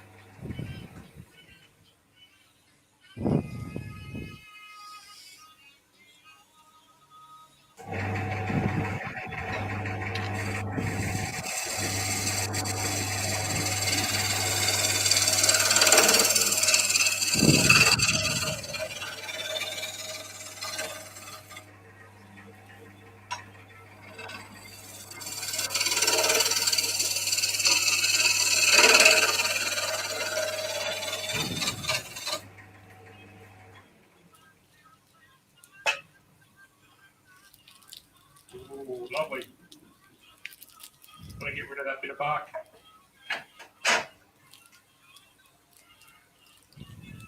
Well, I look at it this way, Yarpy. There's still one more test to go yet. And if we'd won, then probably they wouldn't get the crowds into the last test. So you've got to have a draw.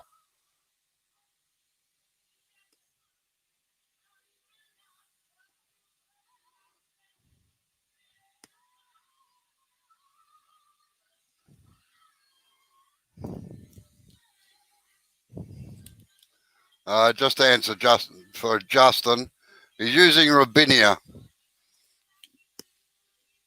a tree that fell down in the backyard a few weeks ago. So it's still green.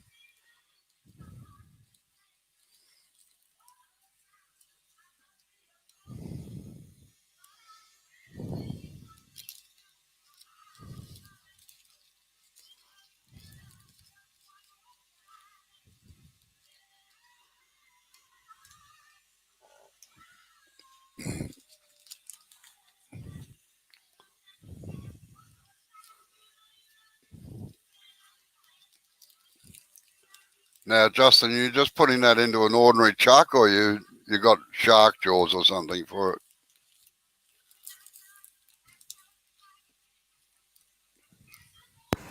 I'm just going to have a quick look at that. I've got these that I can use. No, they're no good. 2 of them, or it's just going to have to be. Yeah, standard jaws. Yeah. Yeah, right here. But, Jay's finishing off a bowl.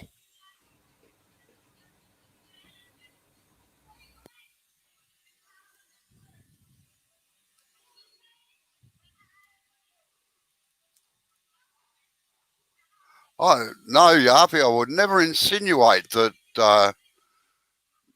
there was a little bit of collusion going on in the cricket. It's a gentleman's game after all.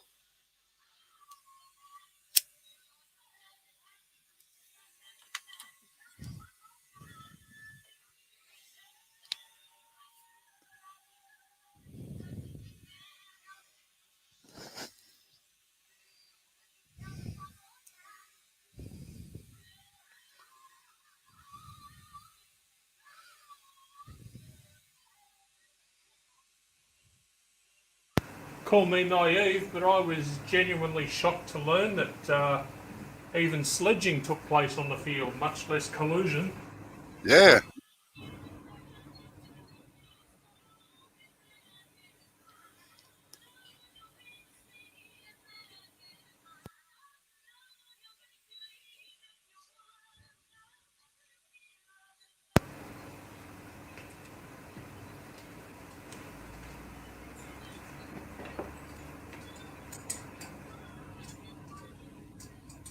No, it's actually a bowl where 3 branches came into it, Yarpy, into the main trunk. So it's basically a crotch bowl.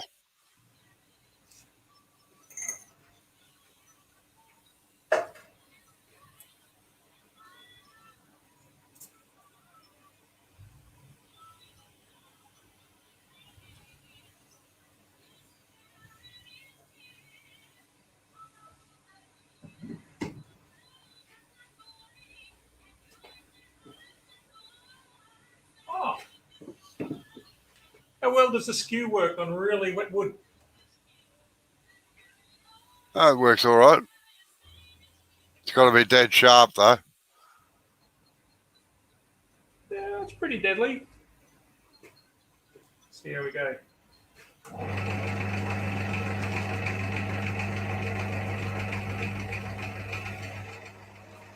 Oh, for peeling cuts, it works fine.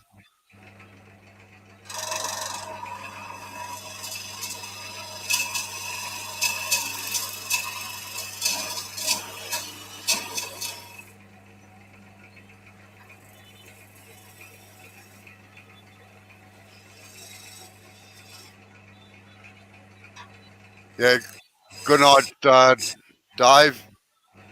Hope everything works out well tomorrow.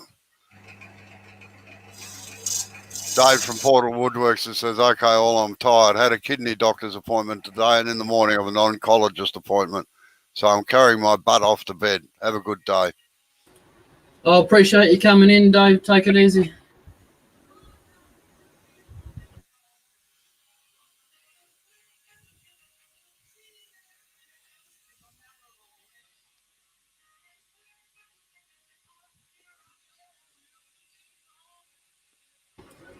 I'm having a 5-minute smoko. It's all right. You go for it. What's that? Right, it's a muesli bar with chocolate on top. Oh, yeah. Well, to be honest, there's no muesli in it. It's just peanuts. Mm-hmm. I struggle to eat peanuts, but I still like them. Hell, I can't eat peanuts or any nuts these days, but I used to love salted peanuts and cashew nuts. Oh, yeah. So I won't buy you any at the market, Sam. I'll buy you dates instead, all right? Yeah, don't mind dates, actually. Yeah, me either. I like them.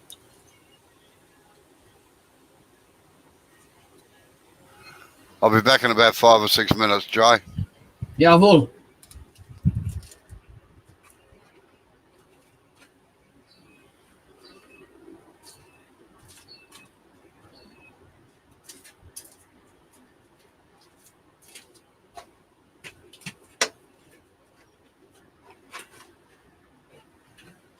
I'm having a seat.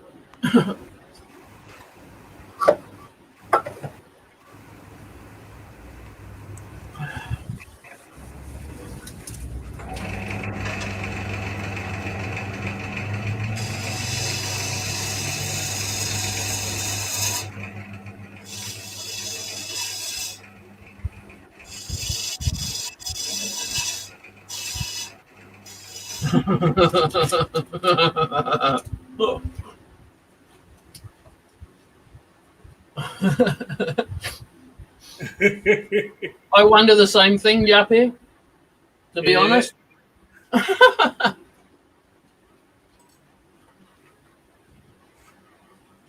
come and play Aussie rules. No padding there. Aussie rules is a non-contact sport these days. Yeah. A bunch of fairies. Playing under a sheltered field. Come on, man.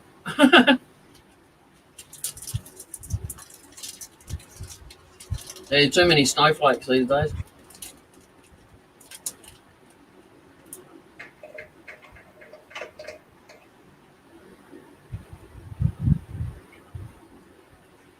Mind you, your cricket players. Oh, it's a little bit warm. Let's stop and have some oranges. Yep. Yeah, bloody oath.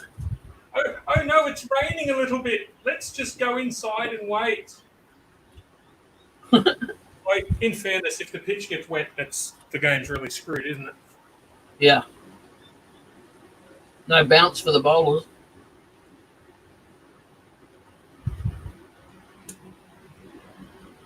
They played a couple of weeks ago, the Big Bash. They played on a wet field, and it was quite amusing, actually, because the ball didn't bounce at all. It just ran along the ground.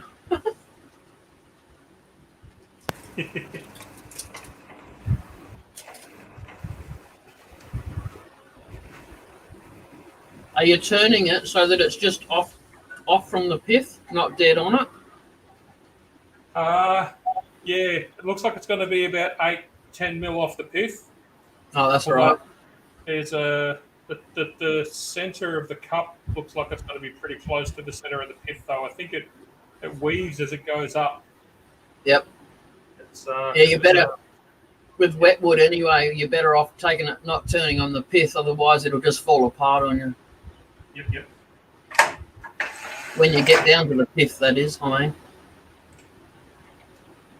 Which is what you will do with the 2 mil stem. Here we go. First, you've got to turn the cup first, eh?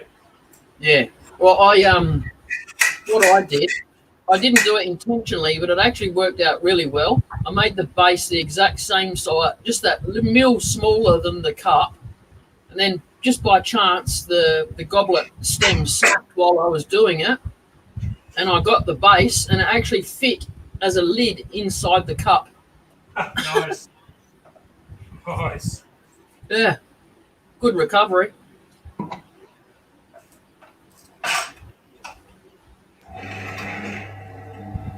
It's not a mistake, it's a feature. That's it. It didn't happen on a live, so it didn't happen anyway. So yes, Robert, I would agree. He says, I think every sport has gotten softer in the last couple of decades. Yes, Yeah. definitely.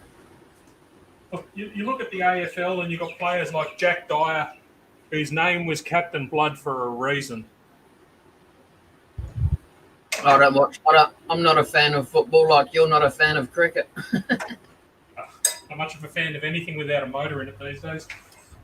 But, Yeah, that used to be me, but I do like my cricket. Yeah, fair call. It's the only time I scream at the TV, you know. I'm coming to appreciate that there's quite some strategy when it comes to cricket. Oh yeah. Yeah, strategy's really where my head's at. I've never been a physical person. I'm no good at wrestling and Yep. boxing and all that sort of jazz. But if there's strategy involved, I'm all into that. So you like chess then? Don't mind playing chess. Have you played 4-player chess? Never played 4-player chess. No. So what they do is you get two boards, two sets of pieces, and you and your teammate go opposite colours. Yep.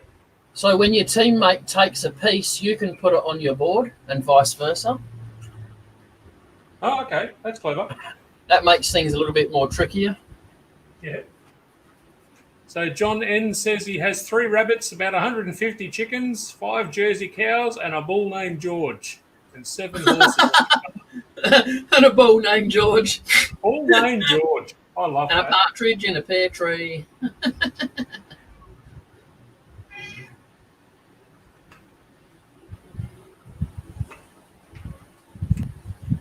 Only 3 rabbits, John. Are you preventing them from breeding or what? Oh.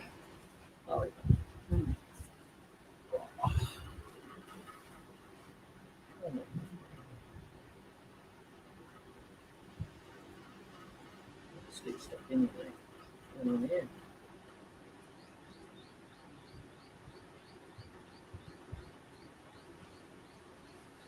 Sorry, I was talking to my cat.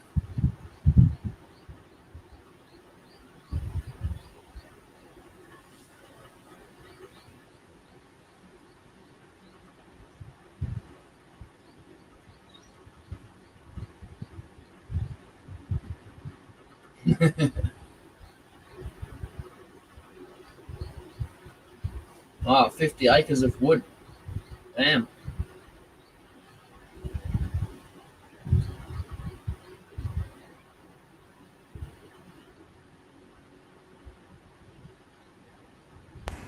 I'm wondering if that crack there in the end is going to become an issue as it dries. Yeah, hang on a sec. I'll put you in full screen. No Give worries. Robbo a bit better look at it.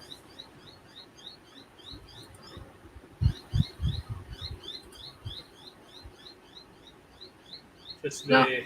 Can't see it. Oh, that, okay, yep. Yeah. And if I switch to the overhead, that's it there. Yep. I'll just keep an eye on it. Yeah. All right.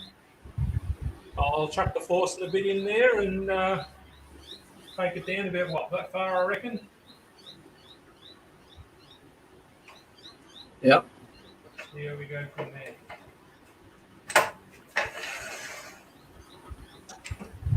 Is it cheating if I use a full thickness force in the bit to take it out to begin with and then just No, tidy up the bottom? no. It's not cheating as far as I'm concerned. I'm not sure what Robbo would say, but it's most should be just quicker and easier with a Forstner anyway because it's being wet. Yeah, true.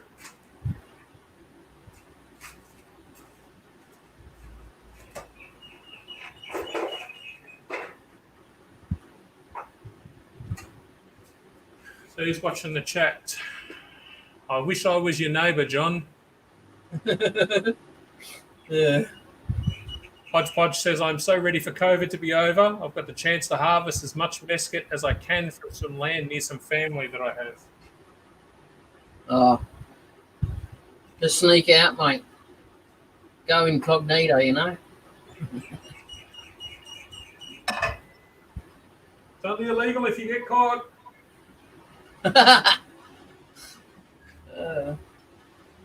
Don't go too wide though, Justin, just in case it splits the wood.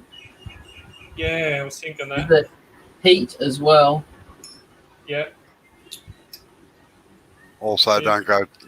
don't go down to full depth either, because you've got to get rid of the flat bottom off it.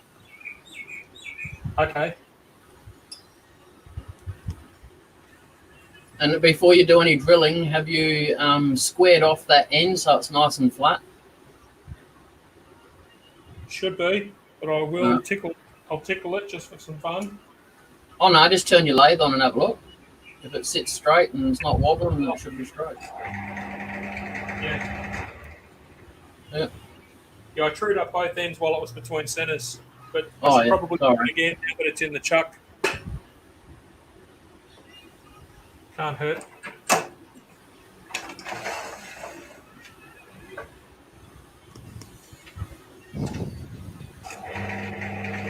Does your wife go to work, Robert?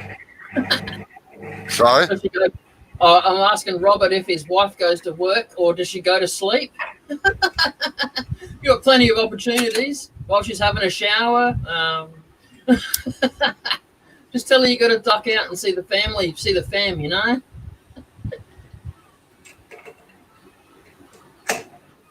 Yeah, Jappy Europe, a new strain that's coming out. Nasty stuff.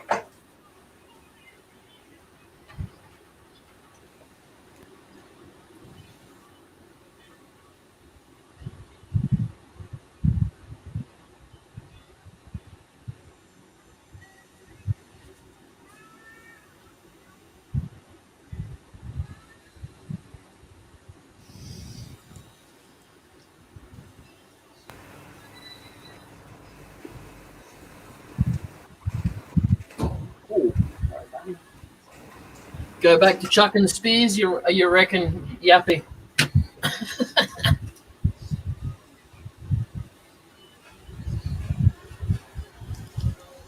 Yeah, all right. Good night, Robert. Night, Robert. Take it easy, Robert. Thanks for coming in.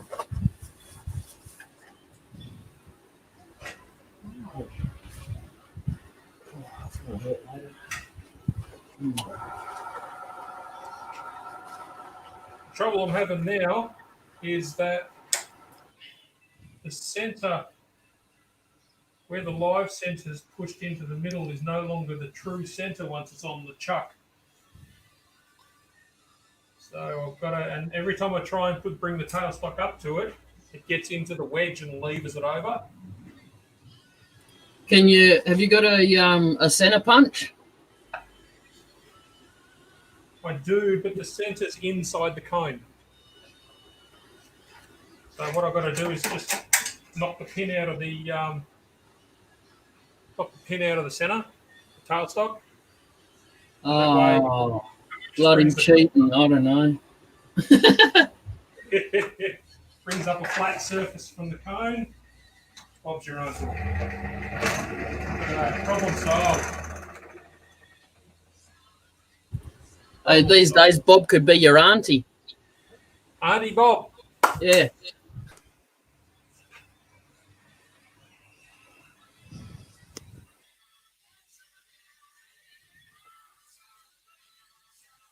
Geez, haven't you finished that yet, Jay?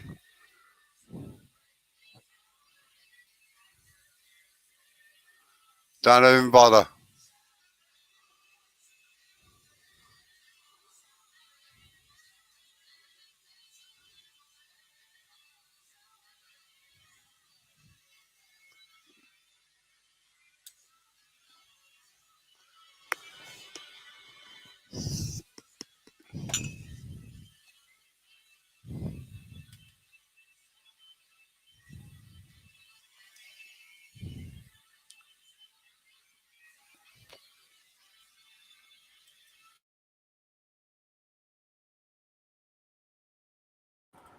To be honest, really, my painkillers have worn off and I was sitting down for a little while. How you going, Shay?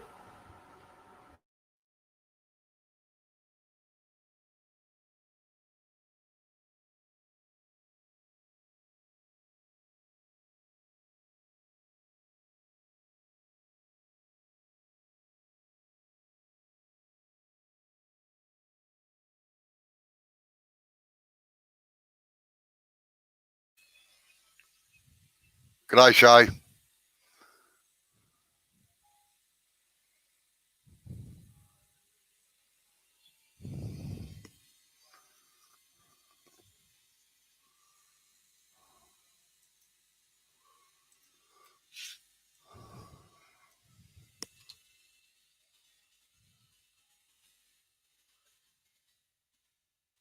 All right, let's bore this pig out.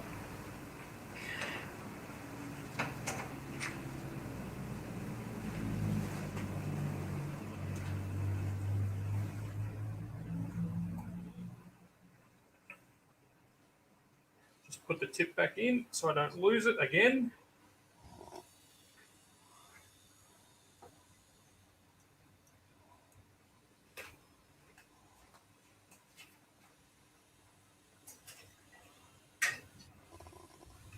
Well, I'm sure if I ever dropped it on the floor, it'd land wherever that 10mm socket went. Probably. All right. Ran that home good and proper.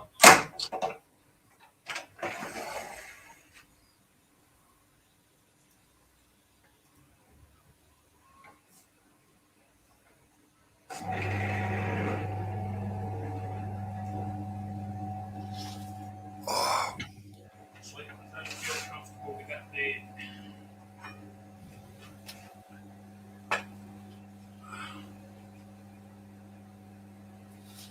Yeah, Shay, we're into about 3:45 Tuesday at the moment.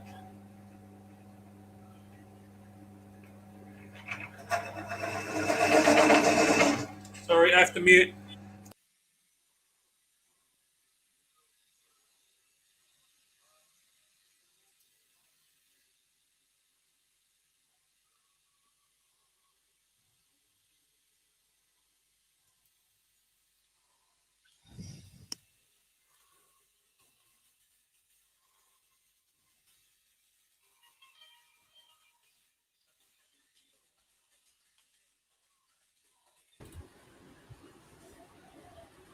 Yep, Tuesday, 3:15 in the afternoon.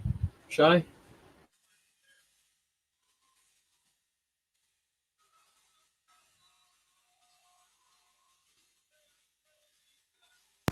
I think I'll go in thinner to start with and then work my way out. Not enjoying boring into end grain very nice. I'm also not going to touch that bit. No, they tend to get a bit hot.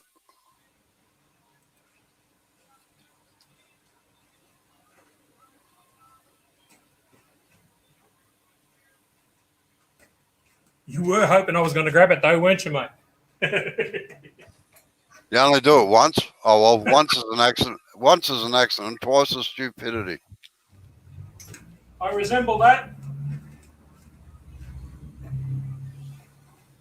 Yeah, it's a lot cooler here, Shane, than it was yesterday. That's for sure.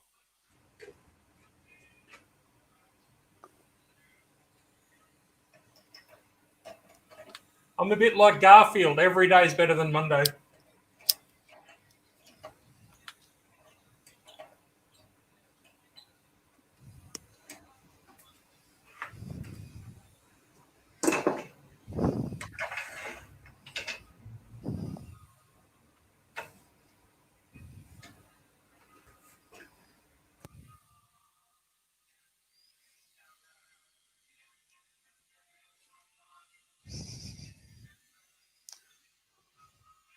You're not going to sleep there, are you, Bill?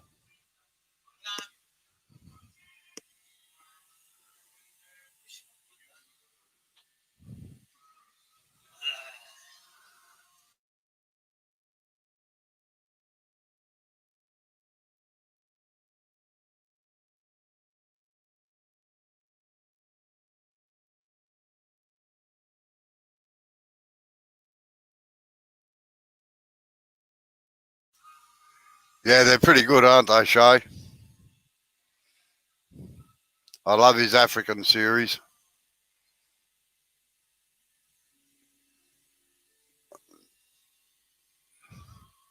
No, it's not a pen turning site, Yarpy.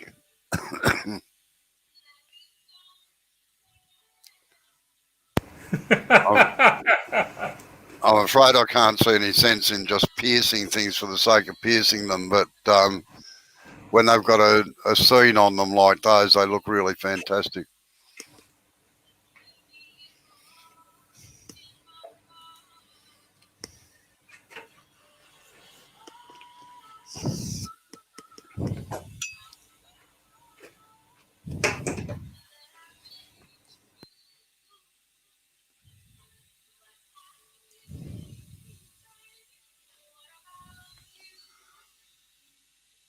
I'm afraid, chaps, I've got to go. I'm not feeling very well. So I'll catch you later. All right, see you later. All right, Robbo. Take it easy. Feel good. Take it easy. All right, see ya.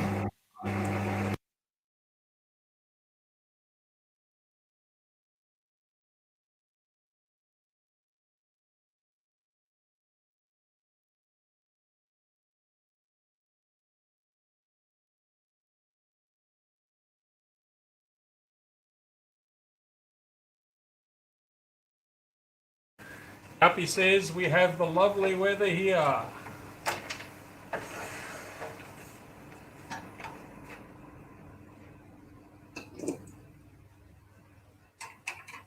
I'm not sure I agree with you, buddy. I really do prefer cold weather myself. But each to their own. That's why I think Jay's a bit further north than we are. He tends to get much hotter temperatures than we do.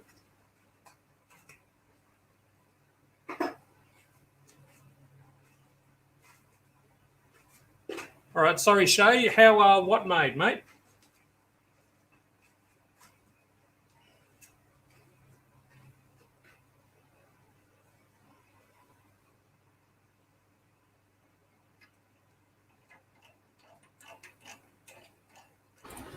Yeah, our temperature here with the when they forecast it, they take the temperature in the shade. I don't know why. It's just bloody Adelaide. Well, the CSIRO, as far as I'm aware, actually have a box with full airflow in it to make sure that there's no interference from the radiated heat. Yeah, I'd rather they had two temperatures, one in the shade and one out in the sun, because you can guarantee the one out in the sun is going to be nearly double. Oh, yeah. Oh, Yappy says the Northern Hemisphere has the nicer weather now. Yes, 100% agree. G'day, Mini Maker from the UK. Nice of you to join us. How you going, is it Marley?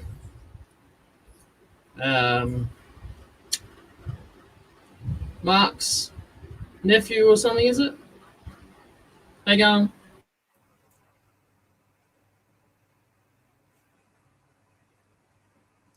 Yep, that's right, he says.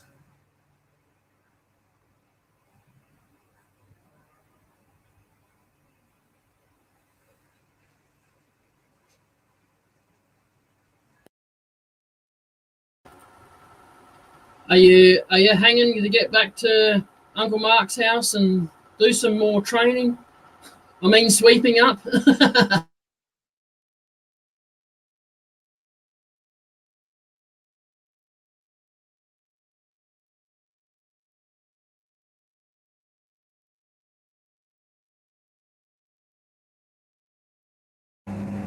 No, John, you're not seeing things.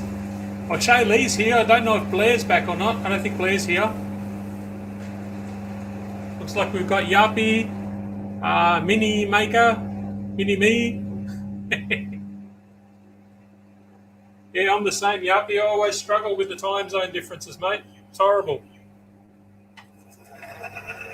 I've got a app on my phone. It's called World Clock, and I've got pretty much everyone that I follow or the lives that I watch are in there, so I know what time they're on.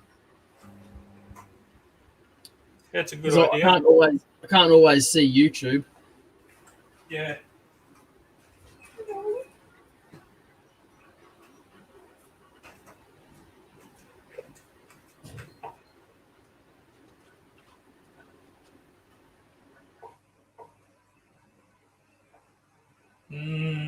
Hot Forstner bit meets wax.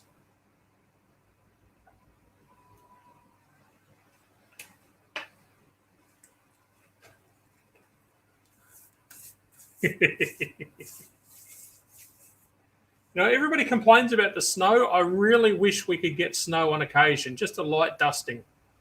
It's absolutely beautiful. 5 o'clock, Minnie. Up nice and early.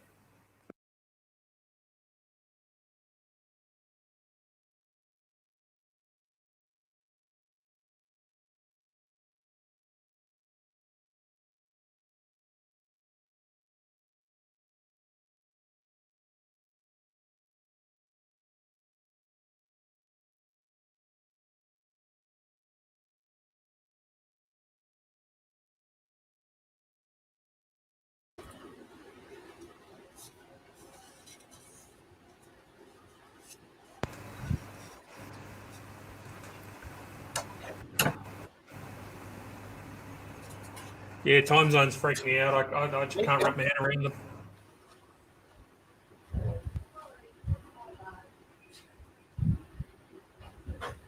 No, you're right. You just wandered off over there. That's all. I'm trying to get a refund for both of them. Absolutely, Shay. You need to do it at midnight. That would make perfect sense.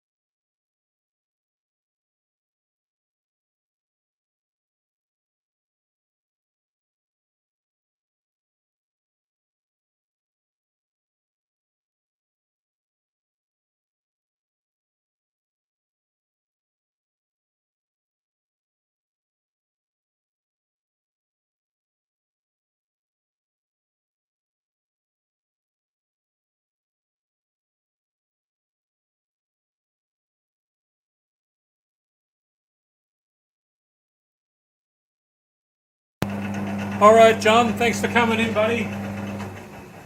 Take it easy, John. Thank you.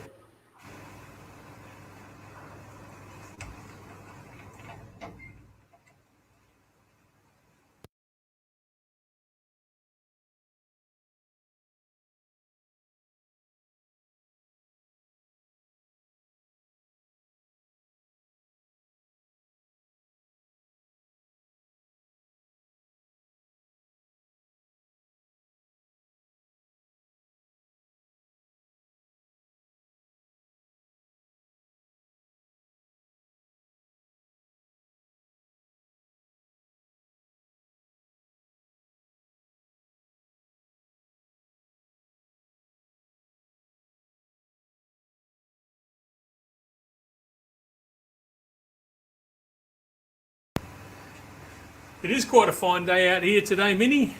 It's lovely 23 degrees, light breeze blowing.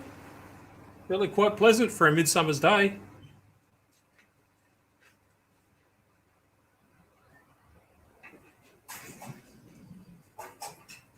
Shay, that's because this branch is still very, very wet.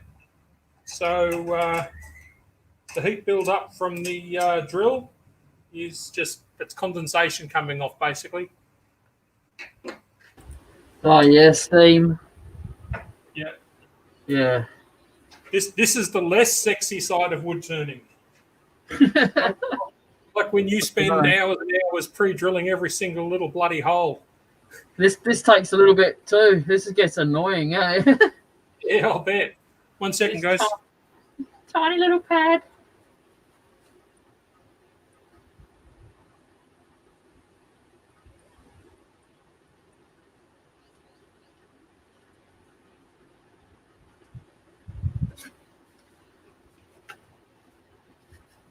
Here you go, Marley.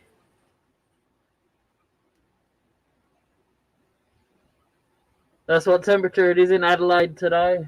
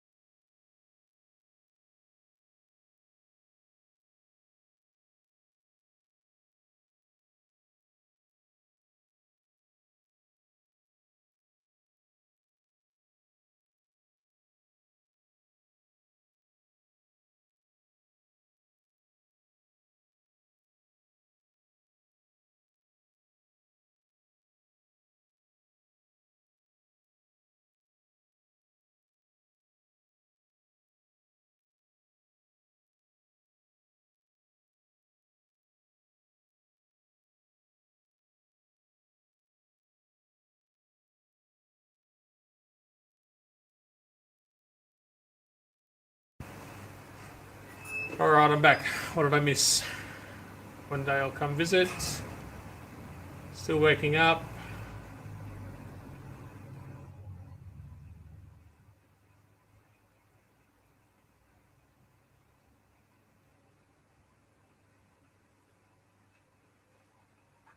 I hate hot nights, Jappy. They're awful. Yeah, Shay, you don't have to dry things out. If you turn them while they're wet, they move as they dry. That's the only thing. So you compensate for that. You either say, well, I'm looking forward to watching it move as it dries.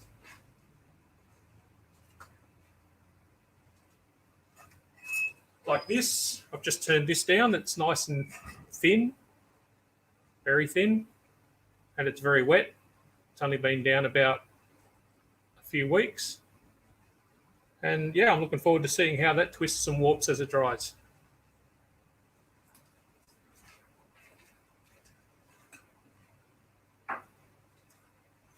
If you want to make something with a bit more precision, then you work with very, very dry wood, preferably something that's in the same humidity as the place where it's going to live, because that changes too.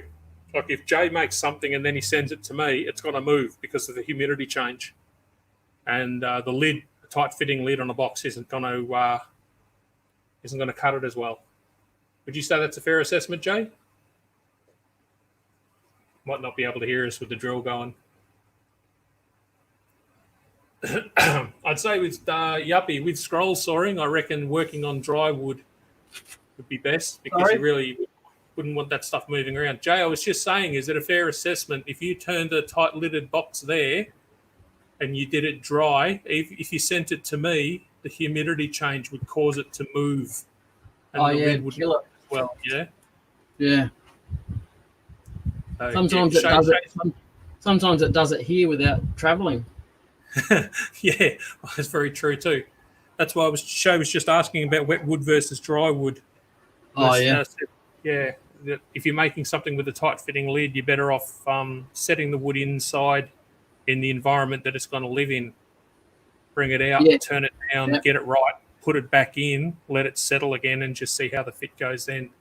Yeah, a lot of people like to, instead of, some people are too impatient to wait for wood dry, and they'll turn it wet and then set it aside somewhere to dry. And because it's only only about that thin all the way around and through, it's going to dry a lot quicker too. So you don't sometimes, and if you collect all the shavings that you when you turned that piece and you put it in a bag and you put that bowl in the bag with the shavings, it'll stop it from cracking. Yes. And more often stop it from warping as well. It's about controlling the drying speed. Yeah. And then also, in saying that, some of our gum, the eucalyptus that we've got here, it can be as dry as all hell, be dry for years and years and years, and as soon as you turn it, and then a couple of days later you go and look at it, a finished piece, and cracks have started to open up in it, and that's just the oils and stuff in eucalyptus drying out. That's it. Yes. And then you've got to factor in with stuff that's got really curly grain in it and whatnot. As you're removing timber, you're releasing the tension. Yeah, that's it. Remains. Yeah. So I tend to, people ask me, how long did it take you to make that? And I'll say, I probably spent 2 hours actually making it, but I spent 6 months from start to finish. Yeah. Because I'll put it down to a rough shape, let it dry, let it warp, put it back on, turn it a bit more, stop, let it dry some more, let it warp some more. Yep. Tidy up any cracks as they start appearing. That's another thing they like to do too, Shay, is like what Justin was just saying, they will turn it thicker than normal, let it dry, and then put it back on the lathe and turn it again when it's dry. Just depends how patient you are for waiting for wood to dry, But also too, in like the wet piece that he's doing at the moment, you could if you make the stem thin enough and it's top heavy, then it'll slowly go like that, and it'll kind of dry like that kind of thing.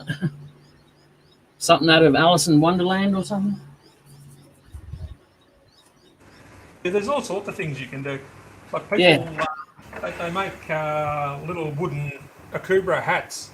I've seen them. They look good.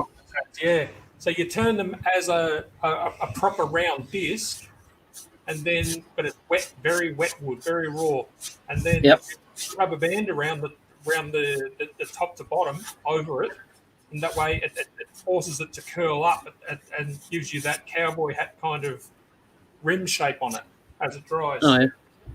Yep. No, I've seen someone do it before, but I think I might wait a couple of years and get a bit more experience first. All right. It's all experimenting, mate. It's all playing. Yeah. I've been breaking stuff and wrecking stuff since I started, just trying to do stuff that would be considered way above my skill levels. Yeah, I don't know. You can't really say above any skill level because everyone's different, aren't they? Hey? Really? Yeah, true enough.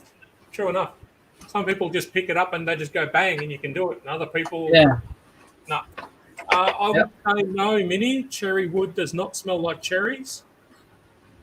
That'd be good if it did, though. Peppermint, it would be nice. I'd love it if peppermint smelled like mint. How cool would that be? I think the only wood that smells like what you think it should is camphor laurel. It smells like camphor. But even then, that smell fades after a few weeks. Yeah. I haven't turned to that yet. Oh, it's a lovely timber, mate. If you ever get a chance to get a hold of some, just set it aside. And the Carpetech store that I regularly visit has a lot of wood blanks and stuff like that, and they've had that there quite a few times, and I've looked at it and put it back down. Yeah, that camphor and olive. Yep, I've turned olive. Sid's given me some of that. Yeah, oh, magnificent. The oils in it and everything. It's just silky. Yep. Beautiful.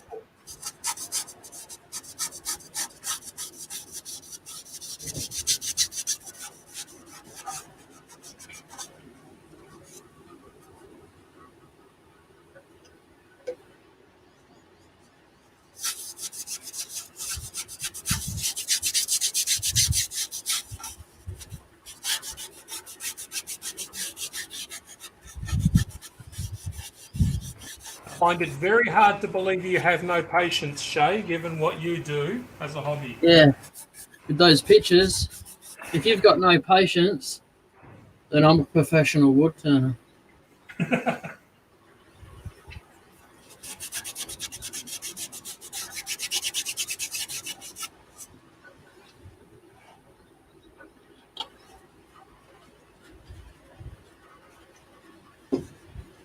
It smells a bit like mothballs.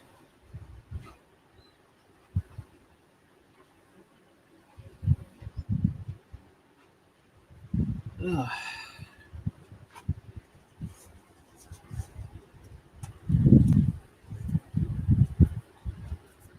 Well, this is a piece that's definitely not getting the Yorkshire Grit on it. I am not sticking my hand in there.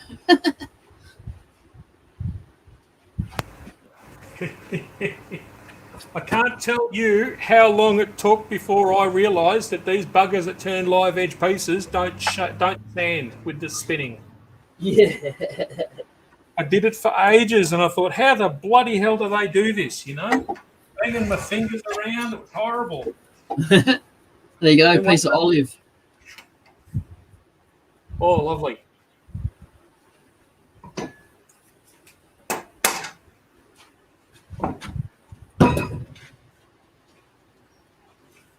I'll when I come over to Robbo's, I'll bring some peppercorn with me.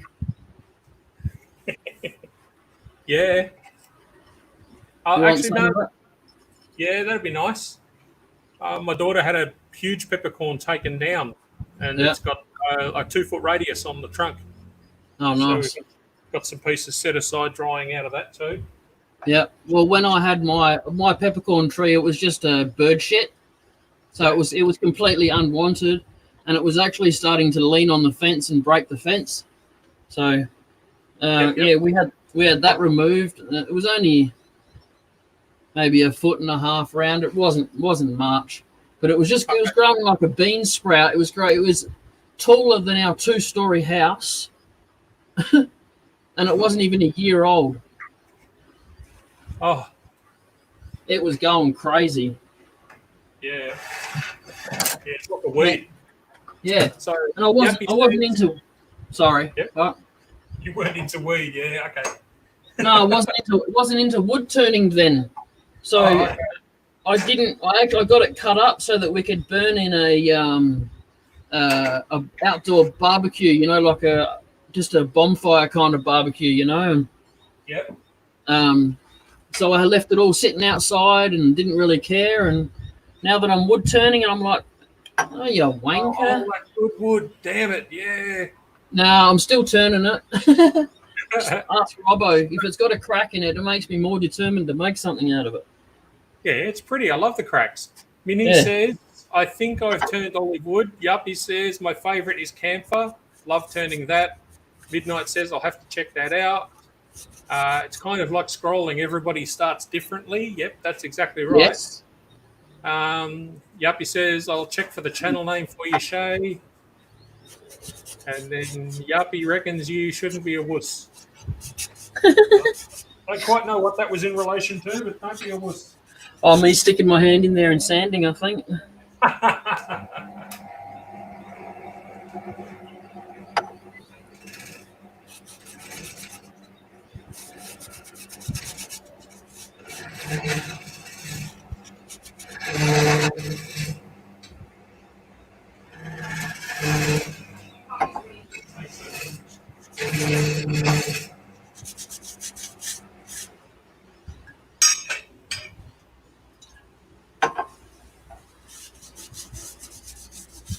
I reckon I'll just hollow out the bowl with this side. Why? I wish I didn't have to, because it's as it dries, it's got to twist.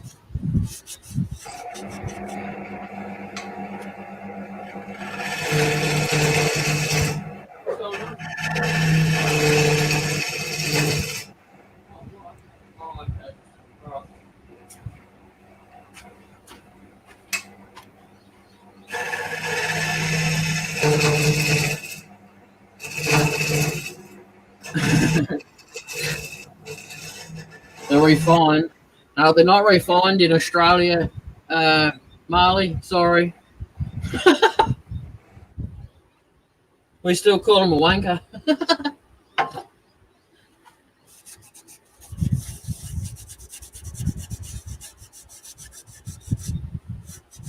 Oh man, it soaked up that shine juice like a sponge.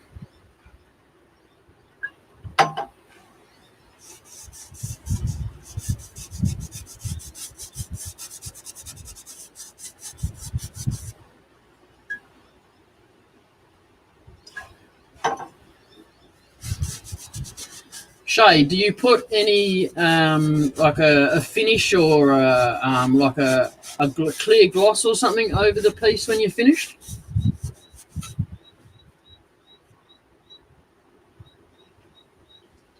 Or an oil or something?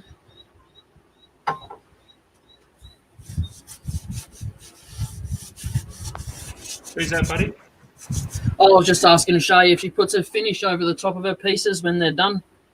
Oh, yeah.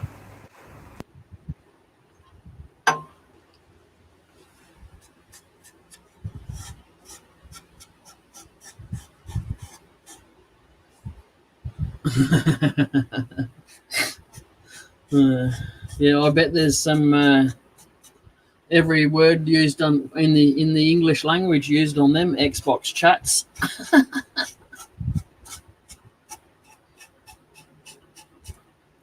What games do you play? Yeah, thanks, Shay.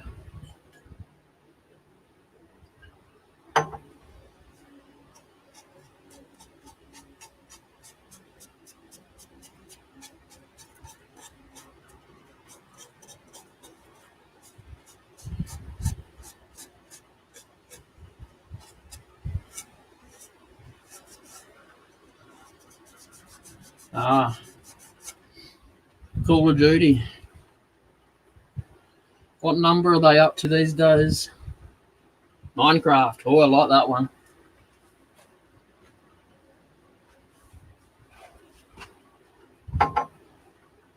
Yeah, Minecraft used to be my thing about 10 years ago. A mate of mine used to have a server open so we could go in it whenever we wanted. And everything was open. You didn't have to earn it.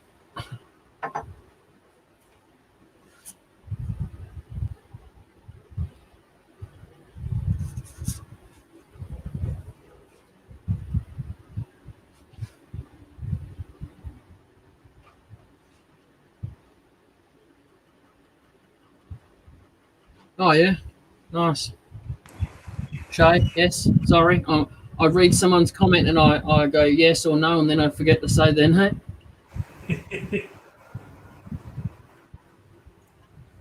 It's like being in a phone call to someone and they nod when you start asking something, they just say yes, they just nod. It's over there. Yeah. It's behind you. It's got a hair in it.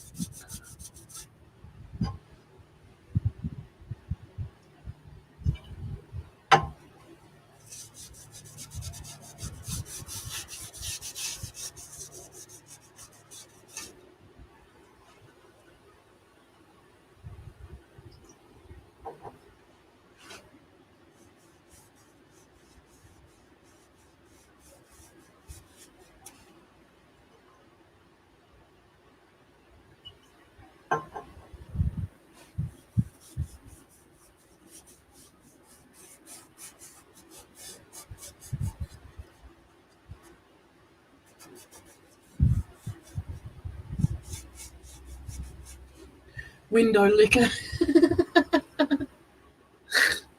Nice one.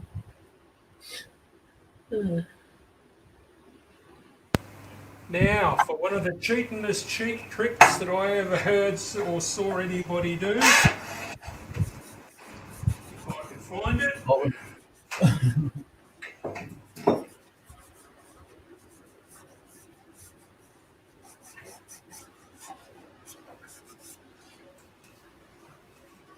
And of course, like everything else in this shed, I can't find it when I want it.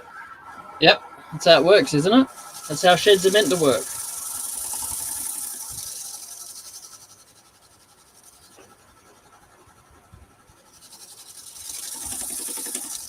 Got a bloody tennis ball kicking around somewhere. Oh yeah, yep. I got one of those for the same trick. Yep. Because the centre of the goblet, for the viewers who aren't aware, All I can suggest is to get a bit of material and wrap it around your centre. Yeah, get a bit of material and wrap it around that so that it fits in there snug. that's the idea. I can whack a bit of cloth in there and that'll take it up. Yeah. The thing I like about tennis balls is that it puts pressure against the Yes. Yes, it does. It works much better. Go next door and see if the kids have left the basketball or something lying around.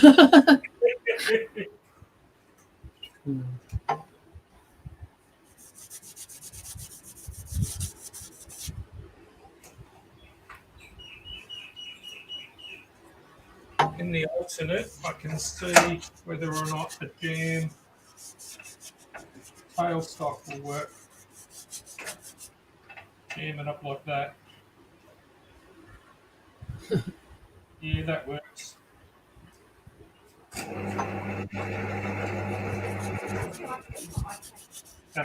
Sorry.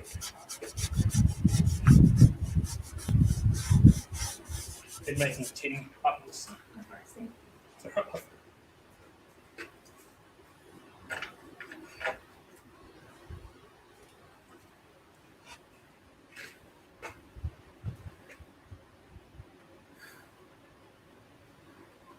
All right, so Age of Empires, Age of Mythology, these type of games. Yeah, I love those too, Yuppie. Mini Maker got called a window licker on an Xbox chat. Xbox is a dog's breakfast, mate. I tell you. People get onto those things and they just say whatever the hell crap they want to say because they've got no accountability. Everybody's a hero. Yeah. Keyboard warriors. Keyboard warrior. And the problem is most of them are 14-year-old kids that go to water if you ever actually confronted them in person. Yes. Or you'd get locked up, either one. Mini Maker says, say bye-bye to those fingers. Yeah, I'm not going out. I'm not touching out here, Marley. Yuppie says, that's true, Shay. That's why one should be careful when staining something, as it can also take away from the piece. If I actually stained a bowl green, that if you have a quick look at it, it looks like a watermelon. Shay wants to know if Yuppie has Facebook. Yes, I do. Yuppie's name on Facebook is Yuppie Potgita. I have no idea how to pronounce that, but that's how it looks like it reads. Shay says she's been getting like 100 friend requests a day. She's so confused. And popular. And popular, Shay. You don't have to add them all. No, just add us. Don't worry about the rest of them. I ignore most of them. In fact, most of the friends that I've got are the ones that have approached me. I don't go hunting for friends on Facebook. No, me either. I typically delete my friends when I get the shits every so often. Yeah, I'll go and have a cull every now and then, but I try to keep mine focused on makers and stuff like that. Yeah, that's fair call. Either that or family. I accept a lot of friend requests and then I just mute them so I don't see them on the wall because all I want to do is talk politics and garbage, you know. Yeah, just unfollow them. Yeah. Cheers, Yuppie. I do try to look at pronunciation and how things tend to be depending on the culture that you're in. Whether the J is a Y or a H. I know a lot of Latinos call me Justin because of the J, so it's just how it goes. Well, they calling you Houston. That's what it sounded like.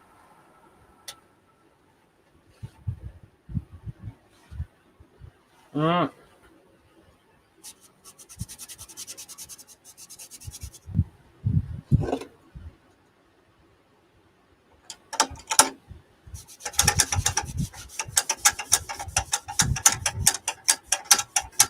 So if you hear a rattling, it's just my homemade spindle lock moving in between the middle of my bed.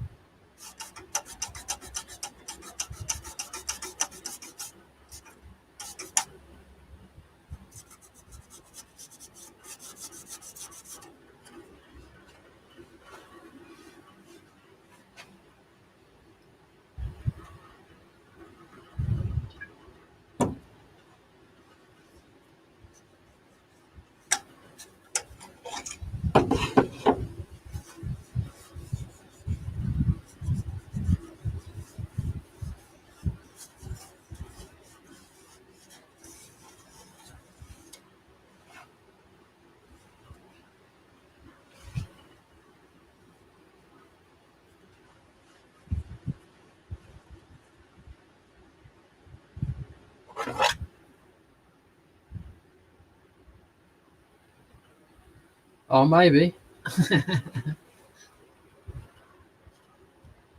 Maybe Marley.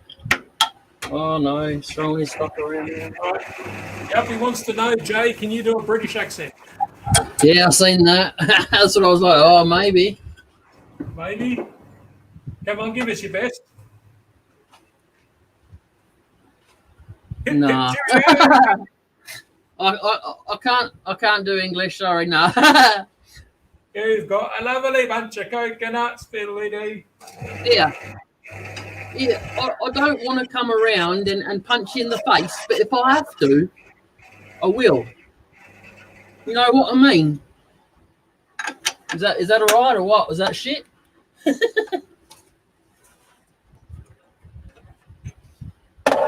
Jeez, you wouldn't think I had an English father, would you?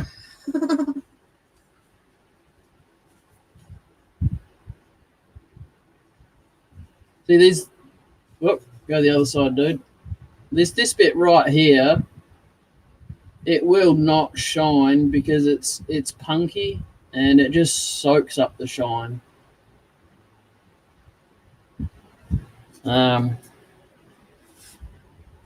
We're just got to take the bottom off now.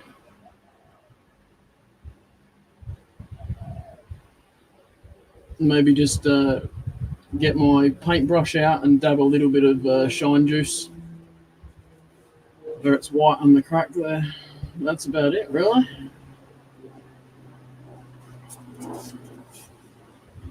Yeah, thanks, Marley.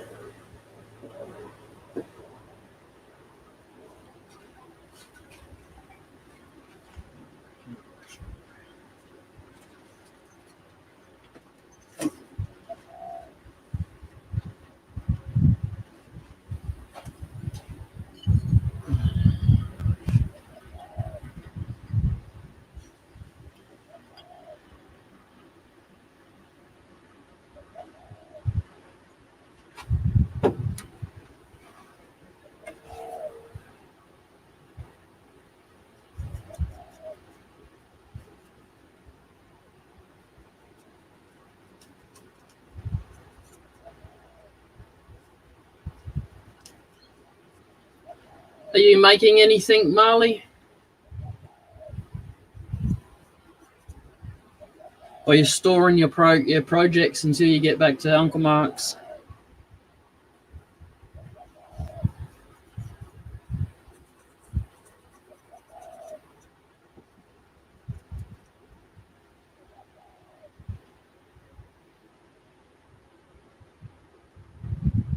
Yeah.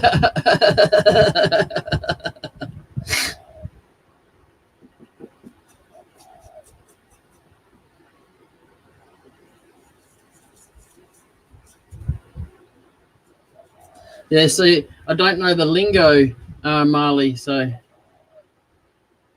Oh, yeah, nice. What are you making it out of?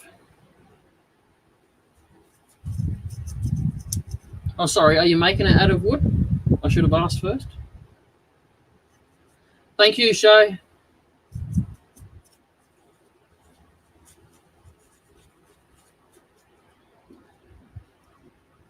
Nowhere near as amazing as the stuff you do, but thank you.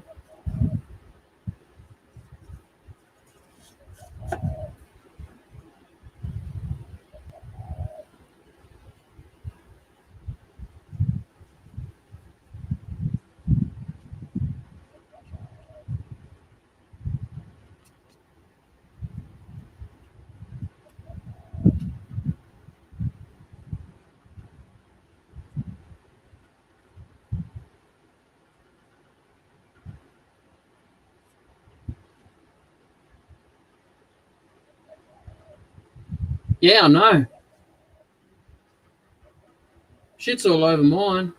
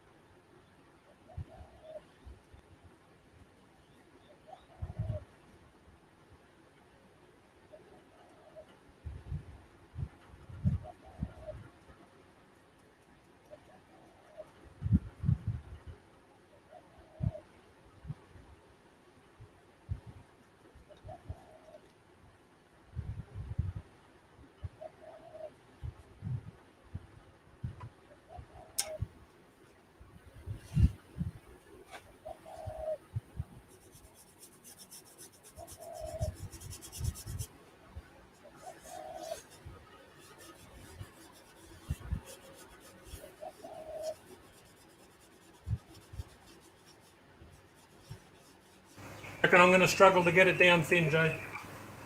Yeah. Here we go. Just maybe just take a little bit of pressure off it, or just start close to the cup and then work your way down. Yeah, I've just backed the tailstock pressure right off, so it's just there as a bit of a support. Yep. No, it's a bit of a catch-22 sometimes, bit of a give and take.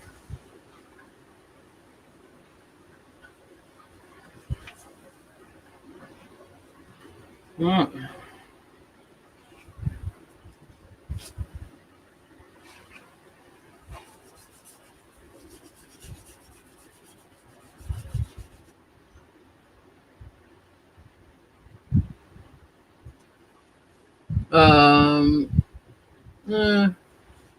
Most probably not Yappy, but I'll be interested to see what everyone else's turns out like. Anyone else that goes in and does the challenge, I suppose. Oh, it's Shay. It is boiled linseed oil.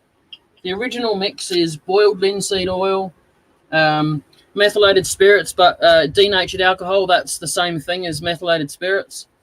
And some people add a little bit of lemon juice and shellac, because you get shellac flakes. Well, you can buy it in a liquid if you want, but it's best to buy it in the flakes. Then you can have what concentration you want. Then you use the metho to melt the shellac. That turns it into a liquid. It's that little bit in the bottom there. That's what I got left. And you don't make it in big quantities, because I would never fill this bottle. I'd only ever do like half or quarter or something.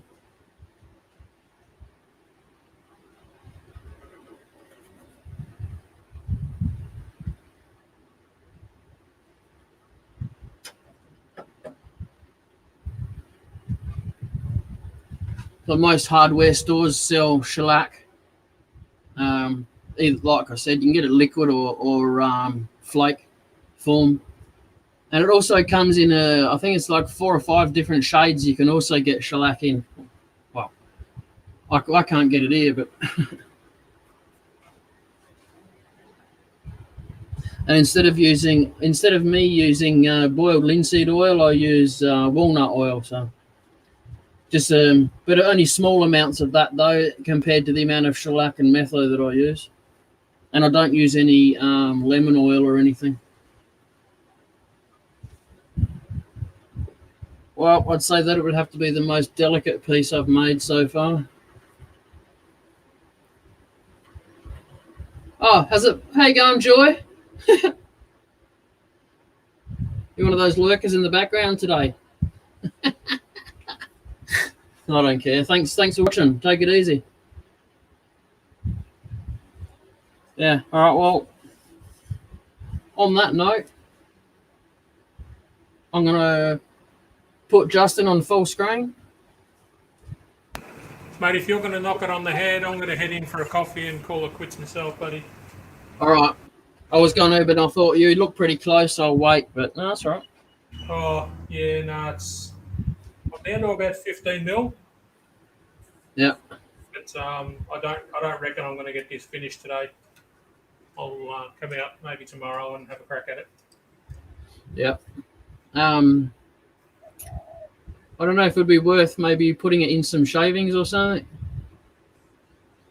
Yeah, I might. I'll leave it on the chuck, but I'll drop it on the floor here. It's still covered in shavings anyway. Yeah. You're right. Good call. Yeah. Just I appreciate everyone coming in. Yeah, guys, been fun. And Justin giving everyone another view of different stuff. I like that. Yeah. Cheers, mate. Always fun. Have a good one, guys. See you next time. Take it easy. Goodbye.